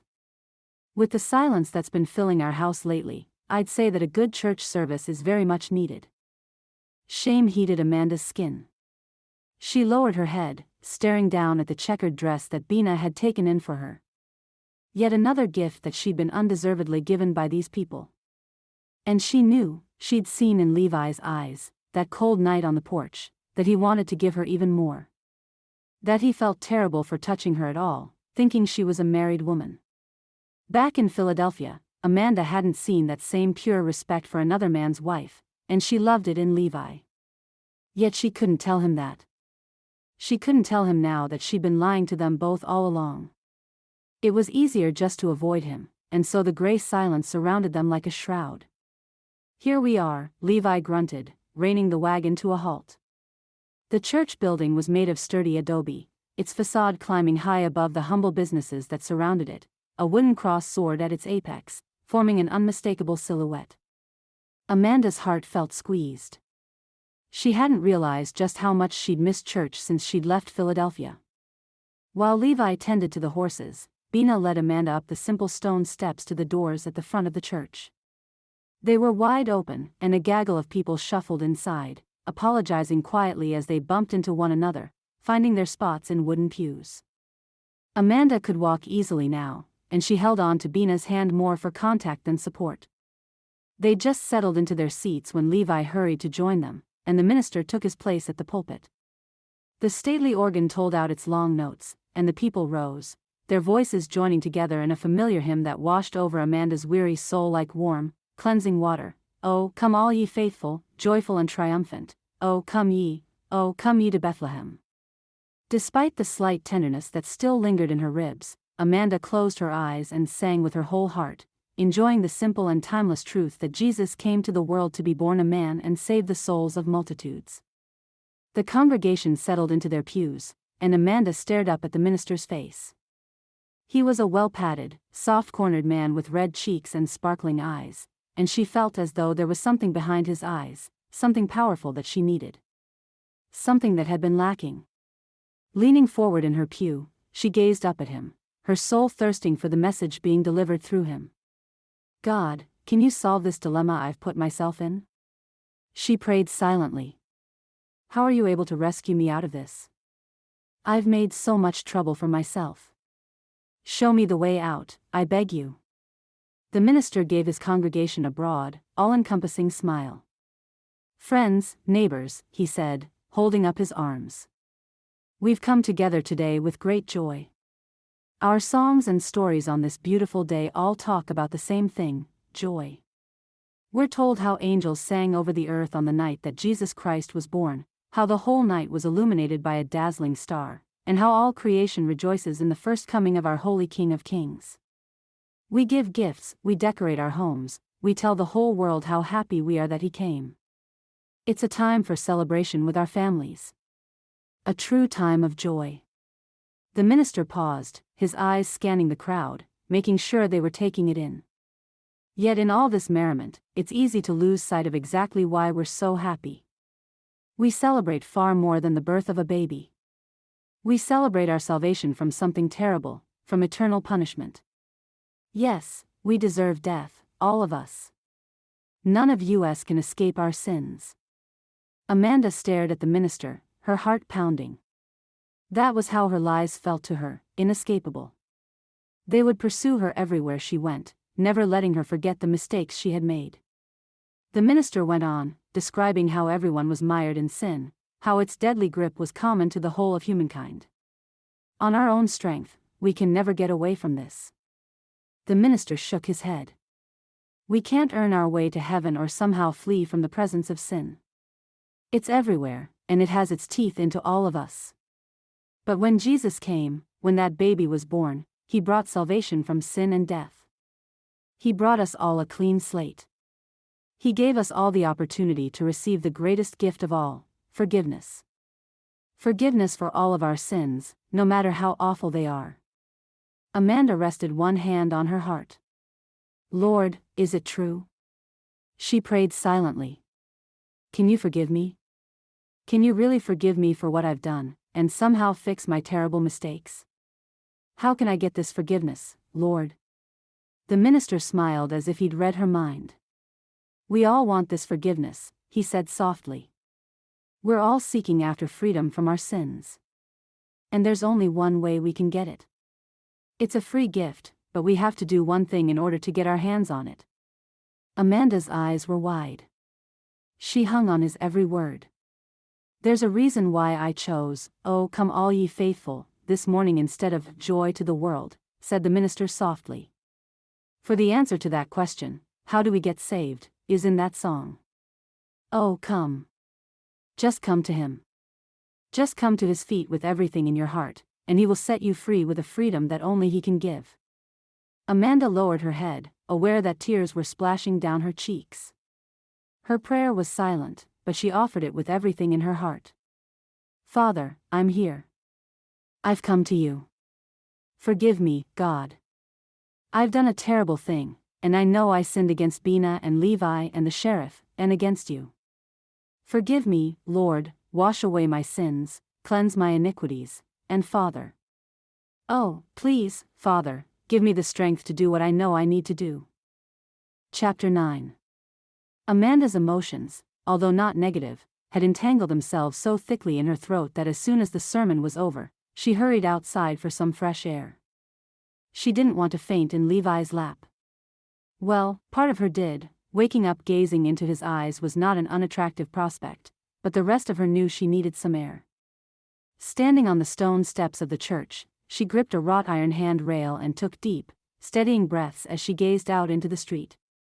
The little town slumbered under a sky that had turned a lowering gray, promising snow soon. Despite the ominous weather, the atmosphere was one of muted cheer.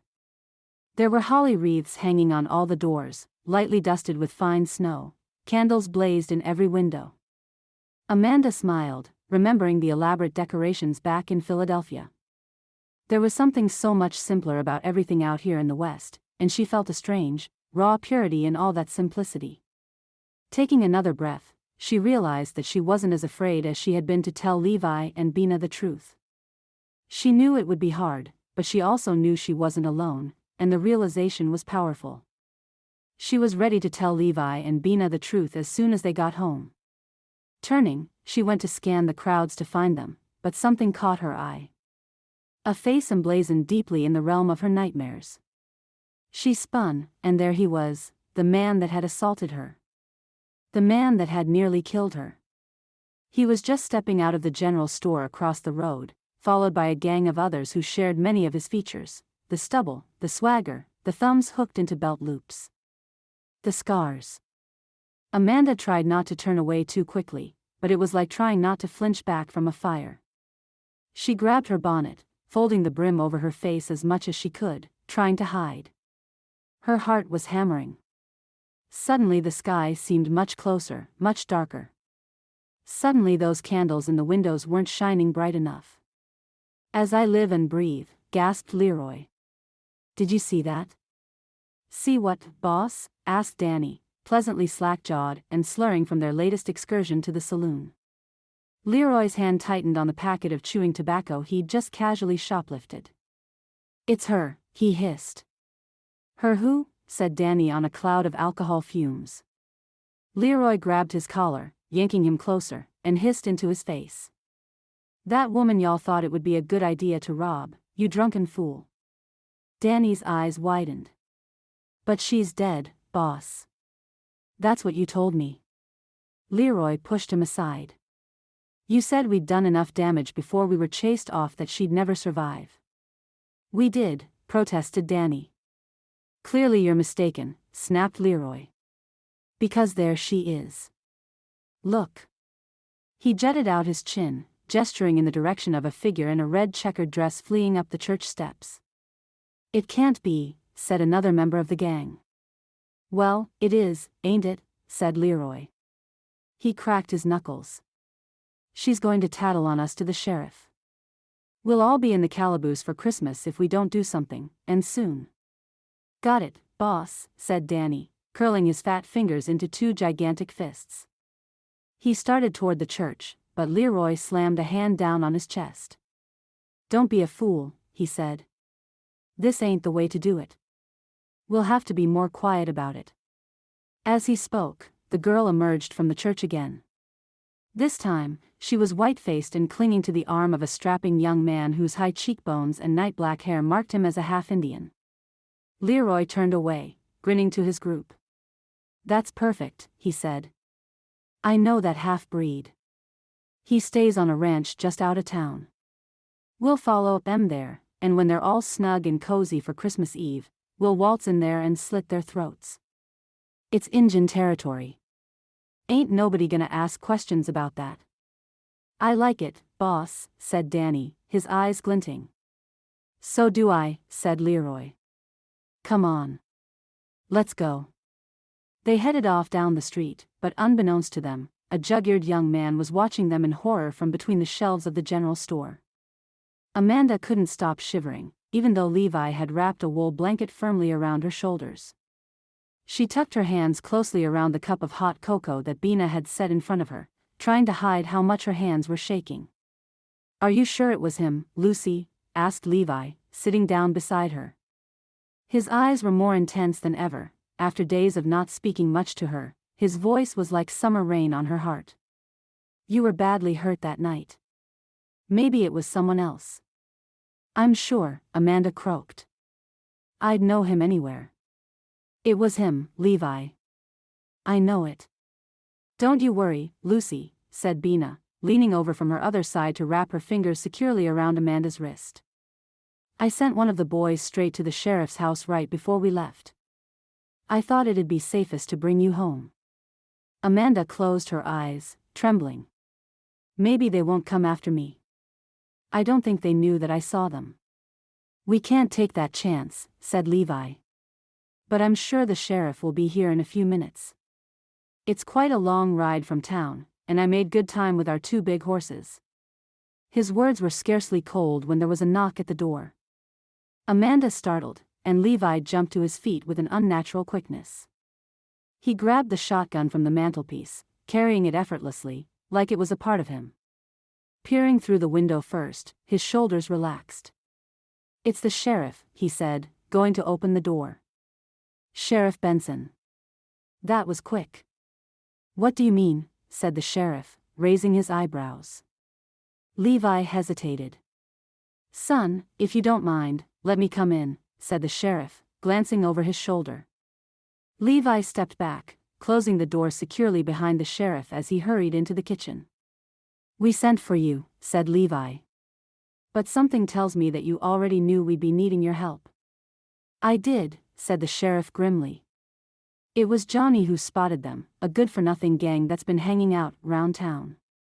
They don't know I know who they are, but when Johnny saw them following you, He knew there was going to be trouble. He folded his arms. They have your house half surrounded, Levi. Johnny's guarding the door, but there's not much he can do. Why would they come after you? After me? Levi's shoulders slumped in an attitude of defeat. I don't think it's me being half Indian this time, Sheriff. Amanda had to clear her throat twice before she could speak. They're not coming after Levi, she said. They're coming after me. The sheriff's eyes widened. You mean? It's the men who attacked me, said Amanda. They've come back for me. She covered her mouth with one hand, trying to hold back a sob. They've come for me. Hush, sweet girl, said Bina, wrapping an arm around Amanda's shoulders. It's all right. They're not going to hurt you. Scoundrels, spat the sheriff, his mustache twitching with rage. Poor Lucy. To think that they would come after a good, married woman like this. Something deep inside Amanda snapped. Her tears dried up almost instantly, and she knew what she had to do. She raised her eyes to Levi's, her body shaking, praying that somehow, he would understand. I'm not married, she whispered. And my name's not Lucy. There was a moment of perfect silence. Levi's eyes widened, and in their dark depths, Amanda couldn't read his expression. Was he angry? Or was that hope, flickering somewhere deep inside? What are you talking about? Said the sheriff. I'm sorry. Amanda sagged back into her chair, burying her face in her hands. I lied to you. I've been lying to all of you, all this time, and all you've done is care for me. She swallowed hard. Why would you lie to us? Levi choked out. Because I was scared, said Amanda. I don't have a husband. I don't have a home in Philadelphia. I don't have anything or anyone. She looked up at him, her heart hammering in her ears. My name is Amanda Russell. I worked as a personal maid back in Philadelphia, but my mistress was jealous and cruel, and she accused me of stealing, which I didn't do. I had to get away. I signed up to become a mail-order bride, and I came out here to meet a man named Jack Smith. She swallowed thickly. I realize now that my mistress must have paid off the agency to lie to me so she could get rid of me. There's no Jack Smith.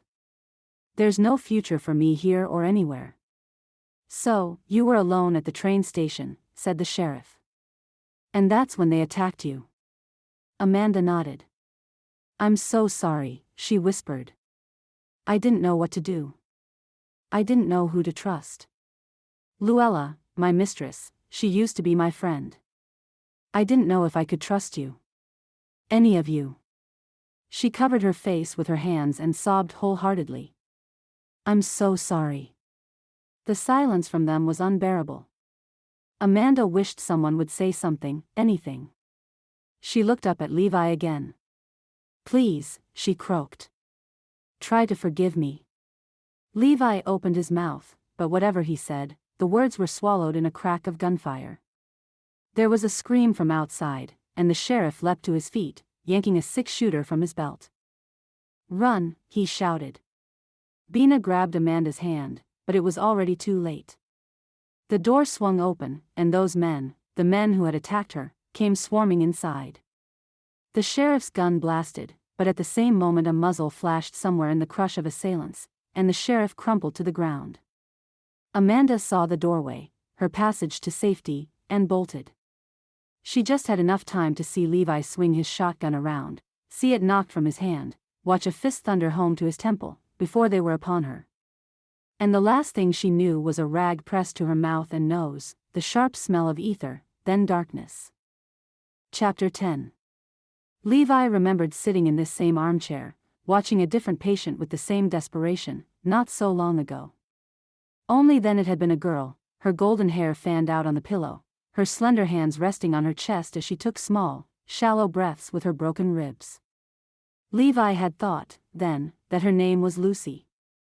Now he didn't know what to think. The sheriff stirred in his sleep, and a frown creased his already furrowed brow.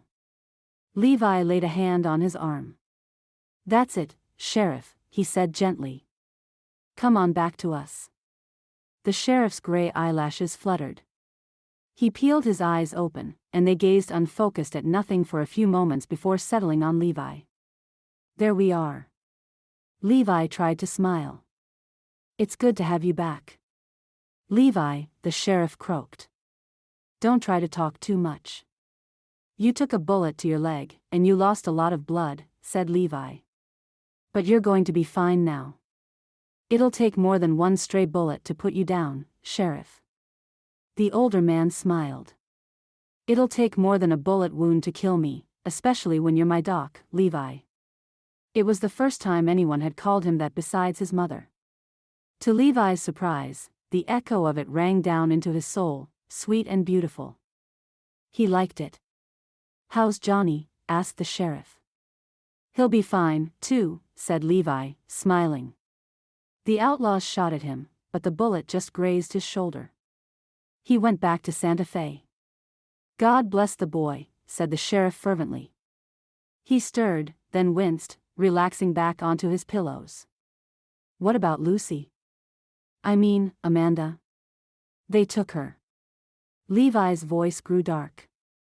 He was itching to go after her now that he knew the sheriff would live. Those outlaws. They took her. Leroy Olsen, he's the leader of the gang, said the sheriff. He sucked at his teeth, his eyes worried. We need a way to track them down. Johnny and I can't do it on our own. But the townsfolk. Levi sighed. They're not interested in helping us, he said. You need to rest. I've made my own arrangements. What do you mean? Said the sheriff. Don't worry. Just rest, said Levi.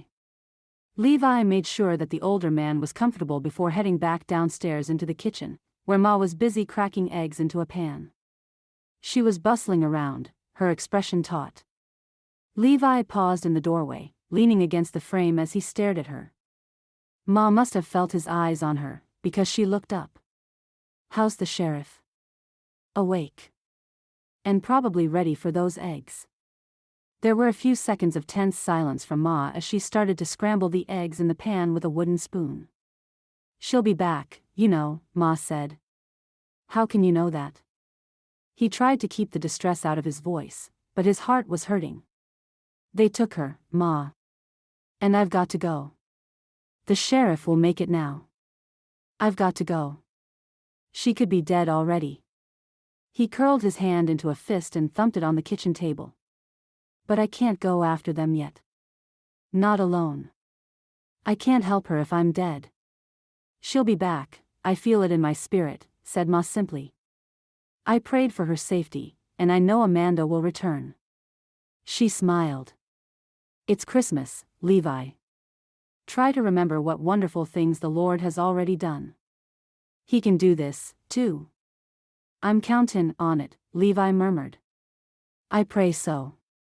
Ma smiled, her features relaxing slightly. I know so.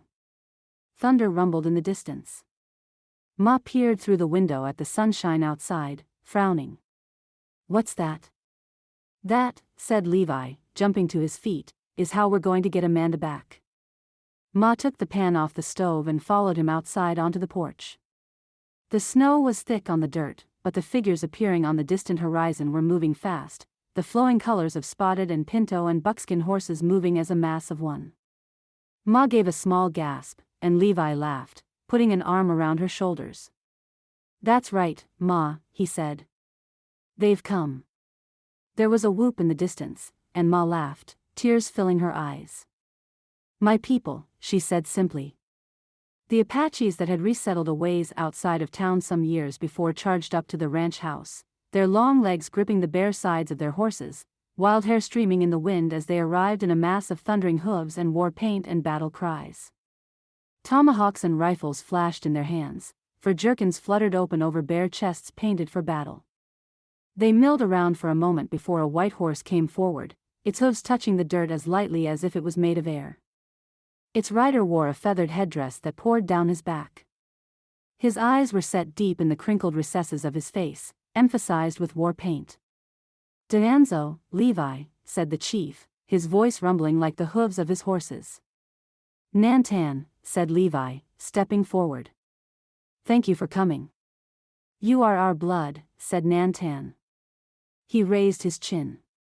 "Your father cared for our sick and raised our orphans." His eyes darted to Ma. "You are family. You need our help." "A gang of outlaws have captured a young woman who stayed with us," said Levi. "She needs rescued. I don't know where they've taken her, or what they've done with her. I just know that the townsfolk of Santa Fe won't help me." "We will help," said Nantan simply. He turned to one of the younger braves. "Find them," he ordered. "I'm coming," Levi declared, starting to follow him. "No," Nantan said. "You'll slow them down. You wait here with me." Levi forced himself back to the porch. Nantan was right. The braves would be faster without him. The braves nodded to their chief and dismounted from their horses, hurrying to inspect the disturbed snow. There was a splash of blood in front of the porch where Johnny had fallen. Nantan turned back to Levi, his jaw clenched. "We will find out where they took her," he said. "And then we will come back for you." It seemed to take an age for the Apache to search for Amanda. Levi tried not to worry, tried not to stare out at the horizon, tried to help his mother with the Christmas dinner she was cooking. "Amanda will be hungry when she gets back," Ma said. Levi just got in the way, so he went into the barn and groomed the horses. Milked the cow. Fed the pig. It wasn't feeling very much like Christmas. Yet as Levi worked, trying to calm himself with the barn chores he'd been doing since he was a little boy, he did feel as though he'd been given something. The moment that the sheriff had called him doctor, it had changed something in his heart. He had realized just how deeply he felt called to helping people the way he'd helped Sheriff Benson and Lucy. Amanda. Terror gripped him. If they couldn't find her, how would he ever tell her that he had forgiven her? Finally, there was a yipping cry from outside, and Levi raced out of the barn to see two braves on foot running up to where Nantan waited on the porch of the ranch house. The chief rose quickly from his chair, hurrying over to greet the braves where they flew across the snow, light and effortless on their moccasins. "We found them," said the first brave, not even breathless despite the distance he'd been running. "On the riverbank," said the second. A gang of outlaws, drinking and celebrating. Levi had reached them now, breathless with hope. "And the woman," he said in Apache. "Did you see her?" The braves seemed mildly startled by his fluent command of the language, but the first one answered him quickly. "Yes. She's bound but is unhurt." Levi glanced up at Nantan, who nodded. "Now, you will go with us." "Let's get her," he said. In the time it took Levi to saddle one of his wagon horses and scramble onto its broad back, the troop of Apaches had already assembled, their weapons at the ready.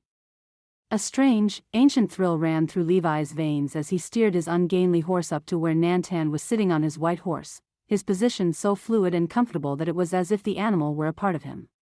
They headed out, the horses moving at a brisk canter, crushing frosted sagebrush beneath their hooves. Levi's heart was in his throat as he nodded a finger into the carthorse's mane, the lumbering creature struggling to keep pace. "There are many outlaws, Chief," said one of the braves. "We're greatly outnumbered." Levi was too breathless and too consumed with worry to speak Apache. "We'll have to find a way to beat them without numbers," he declared against the cool wind. "Or maybe you won't." The voice that called out from somewhere behind them stopped the Apache in their tracks. Snow and dirt sprayed up against the horses' legs as they slithered to a halt, the warriors brandishing their tomahawks. Levi struggled to will his ungainly cart horse around, grasping for his shotgun with his free hand. There was a gang of riders behind them, men in Stetsons and large leather saddles, carrying guns and looking ready to fight. Levi's heart flipped, until the man at the head of the gang lifted his head. Instead of Leroy Olsen's ice-blue eyes, a wide, gap-toothed grin shone out at Levi from under the shadow of the hat. "Johnny?" Levi gasped. "Were you going in such a hurry, Mr. Fletcher?" drawled Johnny, puffing up his chest to show off his shiny little deputy badge. "We have tracked down Leroy Olsen's men and the woman," boomed Nantan. "We are going to free her." Johnny looked momentarily intimidated by the imposing chief. Levi's heart sank as he gazed at the group of men riding behind the young deputy, ranchers and businessmen and cowboys. They were all the ordinary folk of Santa Fe, folk that had been throwing slurs at him and his mother and this tribe since before Levi was born. Were they going to try to stop him? "Well," said Johnny, "it seems to me that you're all a little outnumbered by Olsen's men." Levi swallowed, trying to read the young man's intentions, but Johnny's gaze was clear and steady. "That's why we've all come together to help you." Levi felt as though his world was tipping. "What? It's not right, a good young woman like that being taken by those outlaws," said a grizzled old rancher. "You saved our sheriff, young man. And we haven't always been the best neighbors to you." "It's time we made it right," piped up the baker, cradling his six-shooter as he sat in the saddle. Levi's heart was pounding. Suddenly, it had never felt more like Christmas. He couldn't stop himself from laughing as he raised his shotgun. "Let's ride," he cried. And as one, Apache and white man echoed the words together. "Let's ride." Chapter 11. Amanda's wrists ached where the harsh rope had been pulled tight around them. She tried to move her stiff shoulders, but Leroy had bound her so tightly that she could barely move. Sneaking a glance sideways, she hated how close he was to her. He lounged by the fire, propped up against a rock, picking his teeth with a matchstick as he gazed into the flames. The crackle of the fire and the gentle rush of the river nearby couldn't mask the drunken snores of some of the gang members, who were scattered on their bedrolls all around the camp. Leroy, however, was sober, and for all his relaxed demeanor, his eyes were sharp and glittering when he looked over at Amanda. She ducked her head, heart pounding. Leroy laughed. "What are you looking at, darling?" Amanda swallowed. There was fear in her gut, yet it didn't seem able to reach her heart. "Lord, if I die today, at least I'll know that I told the truth at last," she prayed silently. "And besides, maybe being killed by this posse is better than looking into Levi's eyes and knowing that he will never forgive me." "You can stare all you want, pretty little lady." Leroy sat up, reaching out a hand toward her. Amanda instinctively pulled her head away, but her legs were bound, so she couldn't do anything more to avoid Leroy's rough fingertips brushing across her neck and cheek. "It's been a while since you saw a real man, hasn't it?" Somewhere in the woods surrounding the riverbank, a twig snapped. Leroy pulled back, and for a moment, his eyes scanned the woods harshly. Amanda took a breath, but it was only seconds before Leroy was reaching out for her again. "You ain't used to what a real man looks like." "Levi Fletcher is a real man," said Amanda, her voice shaking but sure. "That half-breed?" Leroy sneered. Amanda was trembling, but she raised her eyes to Leroy's. "He's twice the man you'll ever be," she hissed. Leroy's eyes darkened. She heard metal hiss in a sheath, and the next moment, a blade was pressed to her neck. Leroy's fingers grasped her hair and yanked her head back. She could only just maintain her defiant stare into his eyes as the sharp edge scraped against her skin. "You better watch your words, Missy," Leroy hissed. "Or I might have to." "Stop." Levi's voice was the sweetest sound Amanda had ever heard.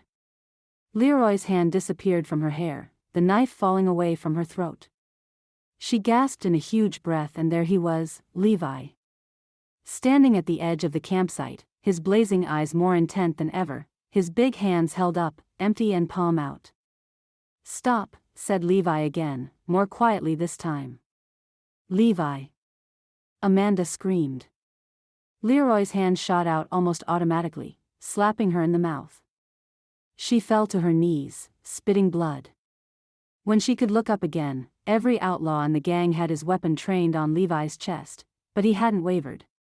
He kept his eyes on Amanda. Leroy gave a slow, barking laugh as he casually flipped the barrel of his pistol in Levi's direction. Well, he said. "What's this, then?" "I don't want any trouble," said Levi, not looking away from Amanda. "Sure don't look like it, boy," said Leroy. "I'm just here for the woman." Levi's voice was level.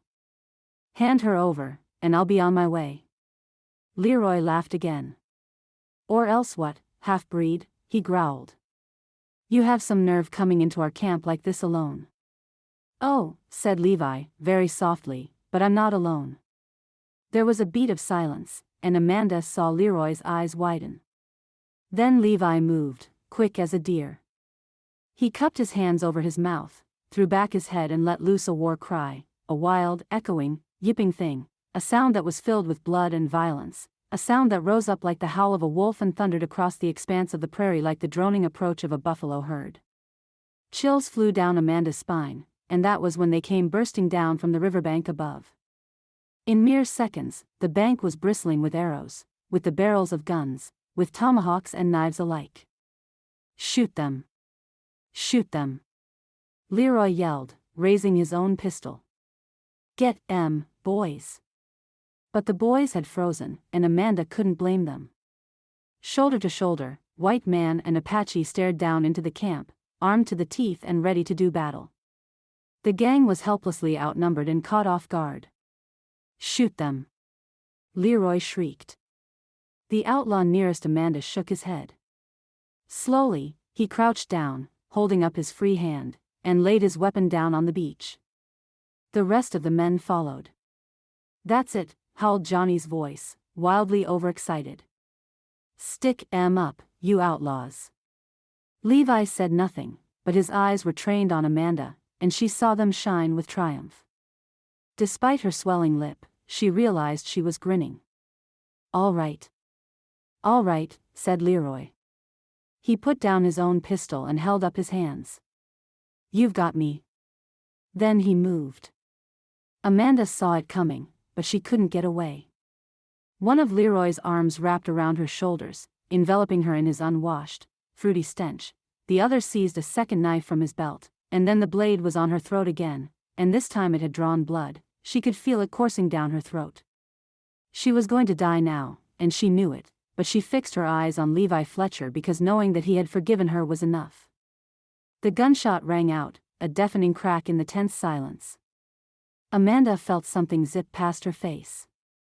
She screwed her eyes tightly shut, waiting for the impact and whatever came next. But there was no pain.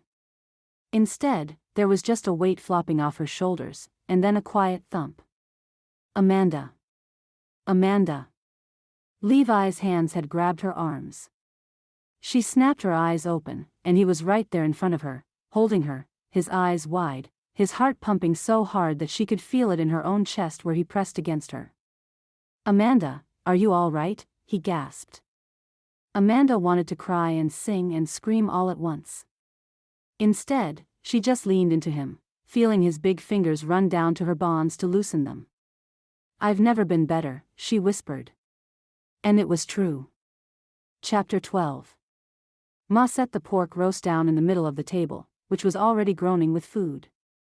There, she said, standing back to admire her handiwork. I told you we'd all be home for Christmas lunch. You did, Ma, said Levi, taking her hand and smiling up at her. And you were right. Things couldn't have turned out any better. Sheriff Benson, sitting across from Levi, gave a contented grin as he laced his fingers across his belly and gazed down at his empty plate. Amanda better not take long, because I'm starving. Oh, you. Ma chided, swatting at the sheriff with a dishcloth. The poor girl just needs to change into some nice clean clothes, then she'll be right here. She's had a long day. Not as long as Leroy Olsen's gang will be having, said the sheriff. Johnny took great pleasure in dragging them all back to the jailhouse, helped by all of your friends, of course. Apache and otherwise. They'll stand trial after Christmas, and I don't think none of them are going to be bothering good folk ever again. Olsen certainly ain't, said Levi. I have to say, that young Johnny sure surprised me, said the sheriff. I didn't know he was such a good shot. You trained him well, Sheriff, said Levi, smiling. Well, your father trained you well, too, Levi. The sheriff smiled. He squirmed in his seat, struggling to reach his pocket, and extracted a folded slip of paper. I think you'll find he trained you even better than you thought, if you'd read this. Johnny told me to give it to you from the townsfolk. What is it? asked Levi, taking it. Just read it. Levi unfolded the note. It was written in a careful, educated hand. Mr. Fletcher. Your father served us well, and despite our rejection, so have you. It would be a wonderful Christmas gift to the people of Santa Fe if you would accept our request for you to become our doctor. Sincerely yours. The bottom of the paper was covered in signatures, too many for Levi to recognize. He looked up at the sheriff, his eyes misting over. Ma had read the note over his shoulder, and she gave a quiet sob of joy. Oh, Levi, she whispered. Your father would be so proud. I'm going to make him even prouder, Levi said around the knot in his throat. So, you accept, said the sheriff, beaming. Of course, I do. Accept what? The sweet voice made Levi start to his feet, and there she was in the doorway, lit up by candlelight that fell around her like a golden halo. Amanda's hair streamed over her shoulders, richly vibrant. Her hazel-green eyes were wide and luminous and magnetic. Levi didn't realize he was crossing the floor until he was beside her, taking his hands in her own. I accept, he croaked, his eyes lost in hers. How good God has made my future. He cleared his throat. I hope you'll allow me to make you a part of it. Amanda said nothing, but her eyes were dancing. He reached up, his rough hands slipping behind her head, and pulled her close. And when he kissed her, the length of her body against his, her lips moving on his with an answering gentleness, Levi knew. He had found his Christmas love. The end. Thank you for listening to this heartwarming story by Susannah Calloway. You can be assured that all her books are clean and wholesome. To find other romances by Susannah Calloway, as well as the other authors at Tika House Publishing, visit www.tikahousepublishing.com. Remember to hit like and subscribe, and we will see you in the next Susannah Calloway Western romance.